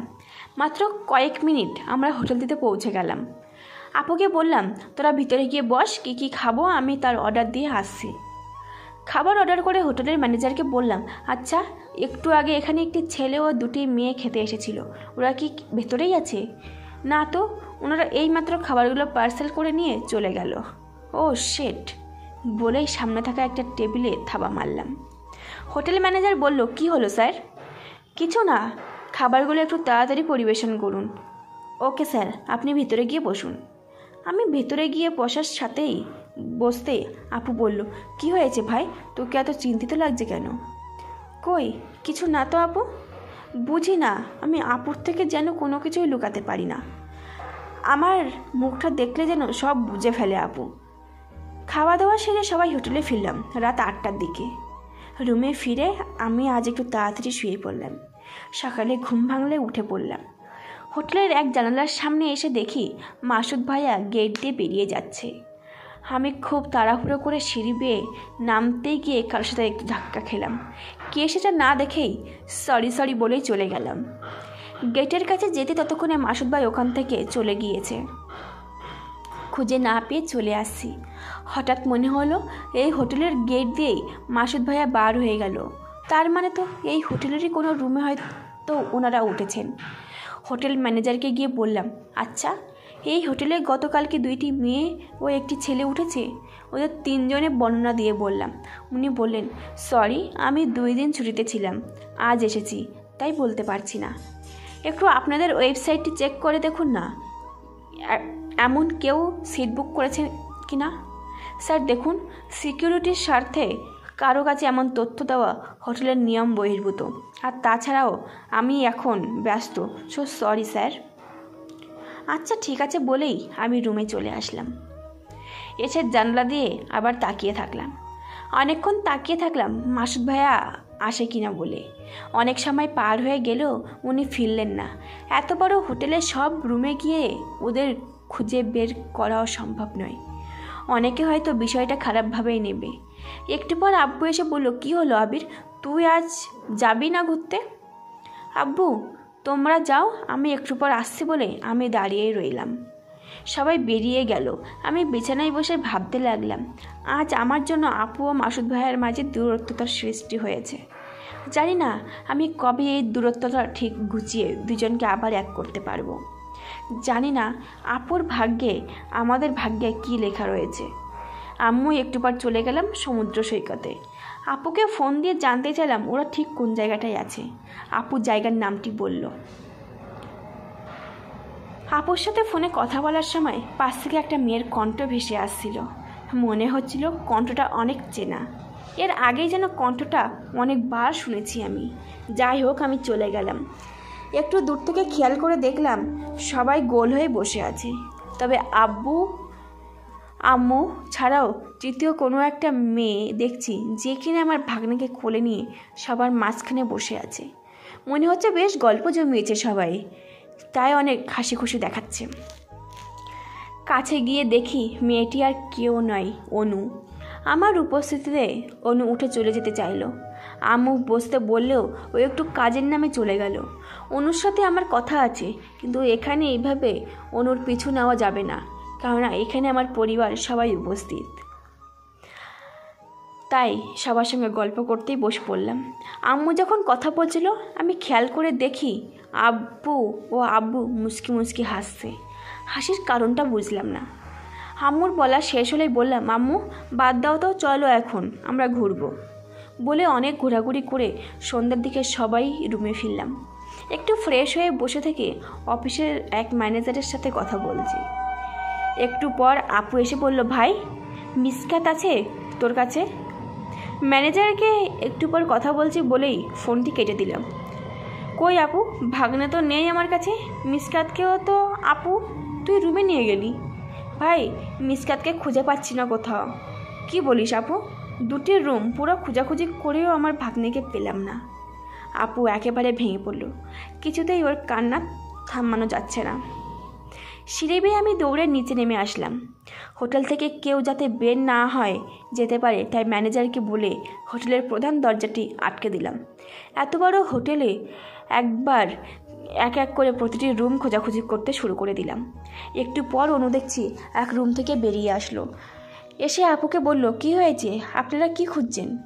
আমি অনুর কাছাকাছি এসে বলতে লাগলাম, আমার ভাগ্নেকে খুঁজে পাচ্ছি না। আর তুমি এই হোটেলে? মিতু আর ওর ভাই মাসুদ কোথায়? ওনারা তো আমার পাশের রুমেই। কোন রুমে? অনু আমায় রুম দেখিয়ে দিলে আমি গিয়ে দরজায় টোকা দিতে লাগলাম। একটু পর মিতু দরজা খুলল। খেয়াল করে দেখি মিতুর বিছানার উপর ওর সব জামাকাপড় ব্যাগে ভর্তি করছিল। আমি মিতুকে কিছু না বলেই ওর পুরো রুম তল্লাশি করা শুরু করে দিই। ভাগ্নে ও ওর ভাইকে না পেয়ে এবার মিতুকে বললাম, মিতু আমার ভাগ্নে কোথায়? মানে তোর ভাগ্নে কোথায় আমি কী করে জানবো? আবারও বলছি, আমার ভাগ্নে কোথায়? আরে আজব তো, আমি কিভাবে জানবো তোর ভাগ্নে কোথায়? দেখ মিতু, শেষবারের মতো বলছি, এখনও সময় আছে, বল আমার ভাগ্নে কোথায়। দেখ আবির, আমি কিচ্ছু জানি না। বুঝেছি, এভাবে কাজ হবে না, বল আমার ভাগ্নে কোথায়। মিতুর চুলের মুঠি ধরে বললাম। ভাই কি করছিস এসব? আপু তুই সরে যা, একদম কথা বলবি না। আজকে আমার মাথায় রক্ত উঠে গিয়েছে। তোরা দুই ভাই বোন মিলে এইখানে এসেছিস আমার ভাগ্নেকে চুরি করতে। আমি কিচ্ছু জানি না আবির। ঠাস করে একটা চর বসিয়ে দিলাম মিতুর গালে। তুই জানিস না, তোর বাপ জানে। তোর ভাই কোথায় বল? ভাই জরুরি কোন কাজে বাসায় চলে গিয়েছে আমাকে না বলেই। বাসায় গিয়ে আমাকে ফোন দিয়েছে এবং অনুকে না বলেই বাসায় চলে যেতে বলেছেন। মিতুকে একদম চুপ হতে বলে ওর মাসুদ ভাইয়ার ফোন নম্বরটা নিয়ে ওনাকে ফোন দিলাম। ছি মাসুদ সাহেব, চোরের মতো আমার ভাগ্নেকে চুরি করে নিয়ে যেতে আপনার একটুও লজ্জা হলো না? এই তুই কে রে? আমি আবির। অনেকক্ষণ কথা বললেও উনি অস্বীকার করলো, কিছুতেই স্বীকার করলো না যে উনি আমার ভাগ্নেকে নিয়ে গিয়েছেন। আমি এবার কিছুটা অভিনয় করে মাসুদ সাহেবকে সরি বলে ফোন কেটে দিলাম। আমি ভাগ্নেকে নিয়ে আসছি বলে আপু ও আমার পরিবারের সবাইকে বাসায় চলে যাওয়ার জন্য গাড়িতে তুলে দিলাম। মিতু আর আমি ওর বাসার সামনে এক গাড়িতে করে পৌঁছে গেলাম। মিতুকে গাড়িতে সিটের সাথে বাঁধা, ওর মুখে টেপ লাগানো। আমি মিতুকে গাড়িতে রেখে ওর বাসায় ঢুকে পড়লাম। গিয়েই মাসুদ সাহেবের পায়ের কাছে বসে পড়লাম। প্লিজ আমার ভাগ্নেকে ফিরিয়ে দিন। আপুর কাছ থেকে আমার ভাগ্নেকে আপনি আলাদা করে দিলে ও হয়তো মারাই যাবে। প্লিজ মাসুদ সাহেব, আপনি আমার ভাগ্নেকে আমার কাছে দিয়ে দিন প্লিজ। আরে আজব, আমি কেন আমার সন্তানকে চুরি করতে যাব? আমি এবার জিহ্বাতে আস্তে করে কামড় দিলাম। আমি এবার উঠে পড়লাম। মাসুদ সাহেবের হাত চেপে ধরে বললাম, ভাগ্নেকে কোথাও খুঁজে পাচ্ছি না, মাফ করবেন, আর ছবিটা রাখুন বলে আমার ভাগ্নের একটা ছবি মাসুদ সাহেবকে দিয়ে চলে আসলাম। আবার গাড়িতে চড়ে ড্রাইভারকে চালাতে বললাম। এক বন্ধুকে ফোন করে একটি হোটেলে এক রুম বুকিং করে দিলাম। হোটেলের সামনে গাড়ি থামিয়ে মিতুকে বললাম, তুই যদি সাবলীলভাবে আমার সাথে হোটেলে প্রবেশ না করিস তাহলে আজ এখানেই তোকে একদম ফিনিশ করে দেব। মিতু আমার কথায় অনেকটা ভয় পেয়ে গেল। ওর হাতের বাঁধানো মুখের টেপ খুলে এক ব্যাগে নিলাম। মিতু ভয়ে কোনো চেঁচামেচি না করে খুবই সাধারণভাবে আমার সাথে হোটেলে গেল।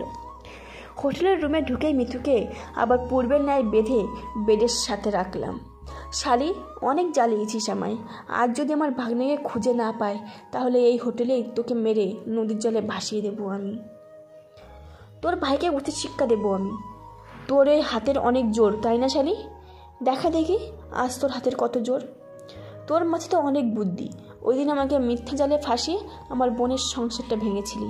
আজ দেখি তোর মাথায় কত বুদ্ধি, পালিয়ে দেখাস তুই এই হোটেল থেকে। মিতুকে খাটের সাথে বেঁধে একটু পাশে এসে বাসায় আপুর কাছে ফোন দিলাম। ফোন ধরেই আপুর কান্না ভেজা কণ্ঠ ভেসে এলো। আরে আপু, তুই কাঁদিস না, ভাগ্নের খোঁজ তো পেয়ে গিয়েছি আপু। কি বলিস ভাই, সত্যি? আপু, সত্যি খোঁজ পেয়ে গিয়েছি। ভাগ্নেকে কিডন্যাপ করে যায় মাসুদ ভাইয়ের ভাড়াটে করা কিছু সন্ত্রাসীরা। 5 লক্ষ টাকা ওরা মুক্তিপণ দাবি করেছে। আমি যত তাড়াতাড়ি পারি ওদের টাকা দিয়ে ভাগ্নেকে নিয়ে আসছি। আর আপু শোন, এই খবর যেন কারো কানে না যায়, নইলে ওরা ভাগ্নের ক্ষতি করবে বলেছে। আপু তুই ভাবিস না, আমি যে কোনো মূল্যে ভাগ্নেকে নিয়ে বাসায় ফিরব। রাখি আপু বলেই ফোনটা কেটে দিলাম আমি। মিতুর কাছে আসতেই ও বড় বড় চোখে আমার দিকে তাকালো। আমি ওর মুখের টেপটি খুলে দিলাম। আবির, এগুলো কি? তুমি না বললে আমার ভাই তোমার ভাগ্নেকে চুরি করে নিয়ে গিয়েছে? মিসেস মিতু, তাহলে এখন আবার তোমার আপুকে ফোন দিয়ে এসব কি বললে? আমি একটা হাসি দিলাম। আবির, এগুলো কি হচ্ছে? তোমার ভাগ্নেকে কিডন্যাপাররা তুলে নিয়ে গেছে, আর আমায় এইভাবে নিয়ে এসে বেঁধে রেখেছো কেন? আমি আবার হাসি দিলাম। আমার ভাগ্নেকে তোমার ভাই চুরি করে নিয়ে গেছে, ওটা হোটেলের সবাই জানে। আমার ভাগ্নে কিডন্যাপ হয়েছে, এটা তুমি, আমি, আপু আর আমার পরিবার জানে। কিছুই বুঝছো না তো মিস মিতু? মিতু মাথা নাড়িয়ে জানালো, না, সে বুঝতে পারছে না। গুড মিস মিতু, তুমি 2 দিন এভাবে থাকলে সব বুঝতে পারবে। একটু পর অনু ফোন দিলে আমি মিতুর মুখের আবার টেপ লাগিয়ে দিয়ে দরজা লক করে বাইরে আসলাম। আবির, মিসকা তো কান্না করছে অনেক। অনু, তুমি এক কাজ করো, ওকে কিছু খাবার খাওয়াও আর তুমি মাথাটা ওর সামনে দাও। অদ্ভুত হলেও সত্যি আমার ভাগ্নে 2 সেকেন্ডের মধ্যে ওর কান্না থামিয়ে দিল, তোমার চুলও কান টেনে। আমার কথা মতো অনু তাই করলো এবং মিসকার কান্না থামালে ও কিছুটা হয়তো অবাক হয়ে গেল। আচ্ছা অনু, তুমি ওকে দেখে শুনে রেখে বলো। ফোনটা কেটে দিলাম। আপনারা ভাবছেন এসব কি হচ্ছে, চলুন আপনাদের সবটা খুলে বলা যাক। আসলে আমার ভাগ্নেকে কেউ কিডন্যাপ বা মাসুদ সাহেব চুরি করেনি। ওই দিন রাত্রে আমার ঘুম আসছিল না, তাই হোটেলের বাইরে পায়চারি করতে করতে একসময় ছাদে চলে যায়।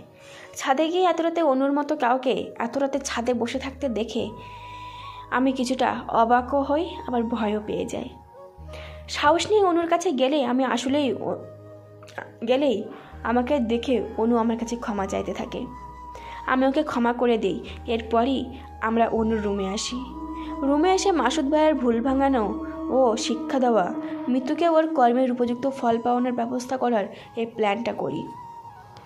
অনু ওর আব্বুকে ফোন করে কৌশলে মাসুদ সাহেবকে বাসায় নিয়ে যায়। এরপরই আমার ভাগ্নেকে অনুর রুমে নিয়ে আসি, আর মাসুদ ভাইয়া ও আমার পরিবারের কাছে এই নাটকটা সাজায়। আমার এসবের মূল উদ্দেশ্য হলো ওদের দুলাভাই বোনকে উচিত শিক্ষা দেওয়া। মাসুদ ভাইয়া জানবে আমার ভাগ্নের সাথে ওর বোনও কিডন্যাপ হয়েছে, আর আমাকে যাতে সন্দেহ না করে এই জন্য ফোন করে এসব বলি ও ওনার বাসায় নিয়ে গিয়ে নাটকটা করি। একদিকে নিজের বোন, অন্যদিকে সন্তান, দুজনকে হারিয়ে অবশ্যই মাসুদ ভাই কিছুটা শিক্ষা পাবে। একা হয়ে যাবেন উনি, তখনই আমি আপুকে নিয়ে আসব আসল খেলাটি খেলার জন্য। আমি জানি না এই প্ল্যানে ঠিক কতটা সফল হব, তবে ওদের 2 ভাই বোনকে কতটা হেনস্থা করব তা হয়তো ওরা ভাবতেই পারবে না। বাজারে চলে আসলাম। এসে আমি কিছু খেয়ে নিলাম, সাথে করে 1 প্লেট ভাত, মরিচের গুঁড়ো আর 1 বোতল পানি দিয়ে আবার হোটেলে ঢুকলাম। রুমে ঢুকে মিতুর 1 হাতে মুখের টেপ খুলে দিয়ে ওকে খেয়ে নিতে বললাম। মিতু ভেবেছে ওর জন্য ভালো দামি খাবার এনেছি। খাবারের প্যাকেটটিও তাড়াহুড়ো করে খুলেই দেখতে ও আমার দিকে অবাক দৃষ্টিতে তাকালো। কি দেখছিস? সবে তো মাত্র শুরু, আরও কত কিছু দেখবি। তুই কি ভেবেছিলি আমার এতটা ক্ষতি করে তুই বেঁচে যাবি? আমি তোকে কিছুই বলবো না, সব ভুল ভেবেছিস। আমি শুধু উপযুক্ত সময় আর সুযোগের অপেক্ষায় ছিলাম, আর সময় ও সুযোগ দুটোই এসেছে আমার কাছে। এই কয়দিনে তো জীবনটা আমি বিষিয়ে দেব। একটু পর মিতুর ফোন বেজে উঠল। ফোন রিসিভ না করে কেটে দিলাম। আপনার বোন ও সন্তান আমাদের কাছে বন্দি হয়ে আছে বলেই ফোন বন্ধ করে দিলাম। মিতু খাবার না খেয়ে চোখের জল ফেলতে ফেলতে শুয়ে পড়ল। আমিও একপাশে শুয়ে পড়লাম। মাঝরাতে আওয়াজে আমার ঘুম ভেঙে গেল। তাকিয়ে দেখি মিতু ওই মরিচের গুঁড়া দিয়ে ভাত মাখিয়ে খাচ্ছে। আমি আবার চোখ বুজে ভাবছি, কেন খাবি না বলে এখন খাচ্ছিস কেন? মিতু খেতে থাকলো আর আমি ঘুমিয়ে পড়লাম। সকালে ঘুম থেকে উঠে দেখি মিতুর অবস্থাটা অনেকটা নাজেহাল, তাই ওকে এবার মুক্ত করে দিলাম। মিতু কান্না করে চলেছে। আমি ওকে কান্না থামাতে বললেও ও আমার কথা শুনছেই না, তাই দেখে আমি এবার মিতুকে এক ধমক বসিয়ে দিলাম। ও আমার ধমক শুনে অনেকটা ভয়ে গুটিয়ে গেল। মিসেস মিতু, এইটুকুই কষ্ট পেয়ে এতটা কান্না করছো? একবার ভেবে দেখো তো আমার আপুটা কেমন কেঁদেছিল। আপু আজও আড়ালে তোমার ভাইয়ের জন্য চোখের জল ফেলে। মেনে নিয়েছি যে দোষটা আমারই ছিল, কিন্তু সেই দোষে তুমি আমার আপুর সংসারটা ভেঙে দিলে। আবির, আমি ওই দিন এমনটা করেছিলাম তোমার আপুর সংসার ভাঙতে নয়, তোমার উপর রাগ হয়েছিল আর ভাইয়ের হাত থেকে বাঁচতে। বাহ মিতু বাহ, আমাকে 1 মাস জেল খাটিয়েও কি তোমার আমার উপরে জমে থাকা প্রতিশোধের নেশাটা মেটেনি যে তুমি পরবর্তীতে আবার এভাবে প্রতিশোধ নিলে? আমার কথার উত্তর না দিয়েই মিতু চুপ করে কাঁদতে থাকলো। মিতু, তোমাকে আমি যেদিন অপুর ডিভোর্স দিয়েছিল সেদিনও কি তুমি বুঝেছিলে না একটা মেয়েকে স্বামীর ডিভোর্স করলে তার কতটা কষ্ট হয়? সেদিন কি পারতে না তোমার ভাইয়াকে সবটা খুলে বলতে? সাহস পাইনি ভাইয়াকে সব খুলে বলার। তোমার উপর প্রতিশোধ নিতে গিয়ে আমি নিজেই সেই প্রতিশোধের আগুনে জ্বলে পুড়ে গেছি। তুমি আমার পিছু হাঁটা ছেড়ে দিয়েছ। ভাইয়াকে সব বলে ভাইয়াও যদি আমাকে ছেড়ে দিত তখন আমি কোথায় যেতাম? একটা লম্পটকে ভালোবেসে আমি হারিয়েছি আমার মায়ের মতো ভাবির আদর, হারিয়েছি আমি তোমার মতো একজন বেস্ট ফ্রেন্ডকে, তোমার চরিত্রে দাগ লাগাতে ও ভাবির সংসারটা ভাঙাতে গিয়ে। আজ আমারই সংসারটা ভেঙে গিয়েছে, আমারও চরিত্রে কলঙ্কের দাগ লেগে গেছে। আজ বুঝেছি পাপ কখনো কাউকে ছাড়ে না। আবির, তুমি আমাকে একটা সুযোগ দাও প্লিজ। আমি কথা দিচ্ছি আমি বাসায় গিয়ে ভাইয়াকে সব কথা খুলে বলবো। এতে ভাইয়া আমাকে যা শাস্তি দেওয়ার দেবে সব শাস্তি আমি মাথা পেতে নেব। প্লিজ আমাকে একটা সুযোগ দাও। আচ্ছা ঠিক আছে মিতু, যাও ফ্রেশ হয়ে এসো, আমরা আজই বাসায় ফিরবো বলে আমিও রেডি হতে চলে গেলাম। অনুকে ফোন করে বাসায় চলে আসতে বললাম। আমি আর মিতু ওর বাসায় গিয়ে রওনা দিলাম। মিতুর বাসায় পৌঁছে গেলাম। সারা বাড়ি খুঁজেও মিতুর ভাই মাসুদ ভাইয়াকে পেলাম না। মিতুকে ওর ভাইয়াকে ফোন দিতে বললাম। মিতু মাসুদ ভাইয়াকে ফোন দিলে উনি ফোন উঠাচ্ছে না। মিতুকে রেখে আমি বাসার দিকে রওনা হয়ে গেলাম। বাসায় আসতেই আপু আমার কাছে দৌড়ে আসলো। ও ভাই, আমার বুকের মানিকটা কোথায়? তুই না বললি মিশকাতকে নিয়েই বাসায় ফিরবি? আমি কিছু বলার আগেই আপু আমাকে জড়িয়ে ধরে কান্না শুরু করে দিল। আপুকে শান্ত করে বললাম, আপু কাঁদিস না, আর কিছুক্ষণের মধ্যেই ভাগ্নেকে নিয়ে অনু বাসায় ফিরবে। ভাগ্নে অনুর হেফাজতে আছে। ভাই, তুই আমাকে মিথ্যে সান্ত্বনা দিস। আমি জানি তুই আমাকে মিথ্যা আশ্বাস দিচ্ছিস রে, সত্যি করে বল না ভাই, মিশকাতের কি হয়েছে? বুঝলাম আপু এভাবে বললে বিশ্বাস করানো যাবে না, তাই ফোন বের করে অনুকে ফোন দিলাম। হ্যালো অনু, মিশকাত তোমার কাছে আছে না? আপুকে একটু বলো তো অনু যে তুমি মিশকাতকে নিয়ে আমাদের বাসায় আসছো। ফোনটা এবার আপুকে দিলাম। অনু আপুকে সব বললেও আপু তবু যেন বিশ্বাস করলো না। তাই আমি অনুকে এগিয়ে নিয়ে আসছি বলে একটু এগিয়ে বাস স্ট্যান্ডের দিকে যেতে লাগলাম। রাস্তায় হঠাৎ অপুর সাথে দেখা হয়ে গেল। অপু, আবির কেমন আছো? আছি এই তো। তুমি কেমন আছো অপু? এই কোনো রকম। আবির, তা মিতু কেমন আছে? আর তোমরা কবে বিয়ে করছো আবির? মানে অপু, এসব কি বলো তুমি? অপু, আমি সত্যি তো বলছি, তোমরা কবে বিয়ে করছো সেটাই জানতে চাইছি আর কি। দেখো অপু, আমি কেন মিতুকে বিয়ে করতে যাব? মিতু তোমায় ভালোবাসে তাই। ভালোবাসে মানে এসব কি বলছো তুমি? আমি তো কিছুই বুঝতে পারছি না। ও তাহলে শোনো আবির, ওই দিন বাসরাতে আমি যখন মিতুর কাছে যেতে থাকি তখন ও আমাকে বাধা দেয়। আমি বাধা দেওয়ার কারণ জানতে চাইলে মিতু বলে ও তোমায় ভালোবাসে, তোমাকে ছাড়াও কোনো দিনও কাউকে স্বামী হিসেবে মেনে নিতে পারবে না। মিতুর কথা শুনে আমার রাগ হয়, তাই জোর করেই আমি ওর কাছ থেকে স্বামীর অধিকার কেড়ে নিতে ওর কাছে যেতে থাকি। ফলে মিতু আমাকে লাথি মেরে বেড থেকে নিচে ফেলে দেয়। তখনই আমি রাগের বশে ওকে এলো পাথারি মারতে থাকি। সারা রাত ধরে ওর উপর অত্যাচার করলেও মিতু আমাকে স্বামীর অধিকার দেয়নি, শুধু তোমায়ও ভালোবাসে বলে। এসব কি সত্যি নাকি? সত্যি আবির। মিতু যদি আমাকে ভালোবাসে তাহলে ও কেন তোমায় বিয়ে করলো? ওর ভাইয়ের চাপে আর আমার কাছে ওর কিছু অপ্রীতিকর পিক থাকায়, যার জন্য মিতু ভয়েই আমাকে বিয়ে করতে রাজি হয়েছিল। আচ্ছা তা না হয় মানলাম, কিন্তু মাসুদ ভাইয়া কেন তোমার সাথে মিতুকে বিয়ে দিতে রাজি হলো? কেননা মিতুর ভাই জানতে পেরে গিয়েছিল মিতু তোমাকে ভালোবাসে, তাই ওই দিন উনি আমার সাথে মিতুকে বিয়ে দিতে রাজি হয়ে গিয়েছিল। আচ্ছা আবির, এখন আমি আসি, আর দোয়া করি তোমরা সুখী হও বলেই অপু চলে গেল। আমি রাস্তার একপাশে গিয়ে দাঁড়িয়ে কিছুক্ষণের জন্য ভাবতে থাকলাম যে মাসুদ ভাই একদিন মিতুকে অপুর হাত থেকে বাঁচাতে আপুকে নিয়ে অভিনয় করিয়ে দিয়ে অপুকে জেলে দিয়েছিল, অথচ আবার সেই অপুর হাতেই মিতুকে তুলে দিতে ওই দিন যেন উনি একটু দ্বিধাবোধ করেননি। কারণটা হলো শুধু মিতু আমাকে ভালোবাসে বলে। আজ যেন বেশ কিছু সংকোচ বেঁধেছে আমার মনে। মিতু যদি একসময় অপুকেই ভালোবাসতো তাহলে সে কিভাবে আবার আমাকে ভালোবাসতে পারে বুঝছি না। আমার মাসুদ ভাইয়া মিতুর সাথে এটা কেন করলো সেটাও যেন আজ অপরিষ্কার আমার কাছে। আমি কি অপুর চেয়ে খারাপ ছেলে ছিলাম, নাকি যে মাসুদ ভাই মিতুকে জোর করে অপুর সাথে বিয়ে দিল?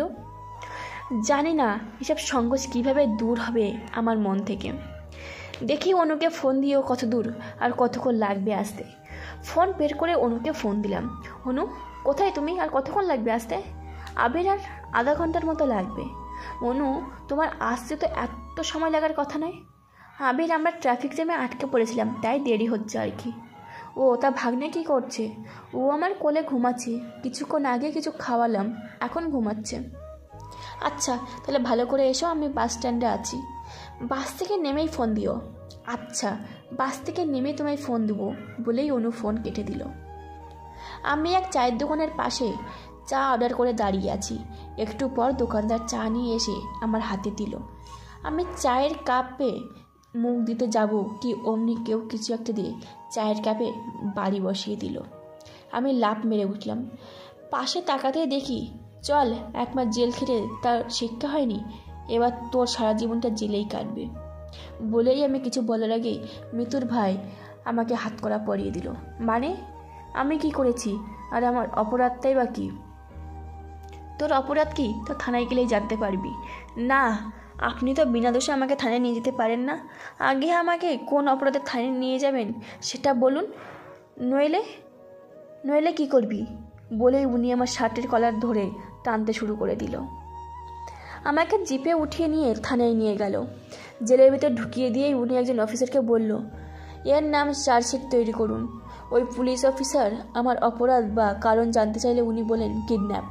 একজন মেয়েকে কিডন্যাপ ও তার উপর রাতভর অত্যাচারের জন্য তার উপর নারী নির্যাতনের দায়ে চার্জশিট তৈরি করুন। কালকেই ওকে কোর্টে চালান দেওয়া হবে। নারী নির্যাতন মানে? আমি কাকে কিডন্যাপ ও নির্যাতন করেছি? চুপ। আর একটা কথা যদি তোর মুখ থেকে বার করিস তাহলে তোকে এখানেই মেরে পুঁতে ফেলবো। তোর ভাগ্য ভালো তাই এখনও তোর উপর হাত উঠায়নি।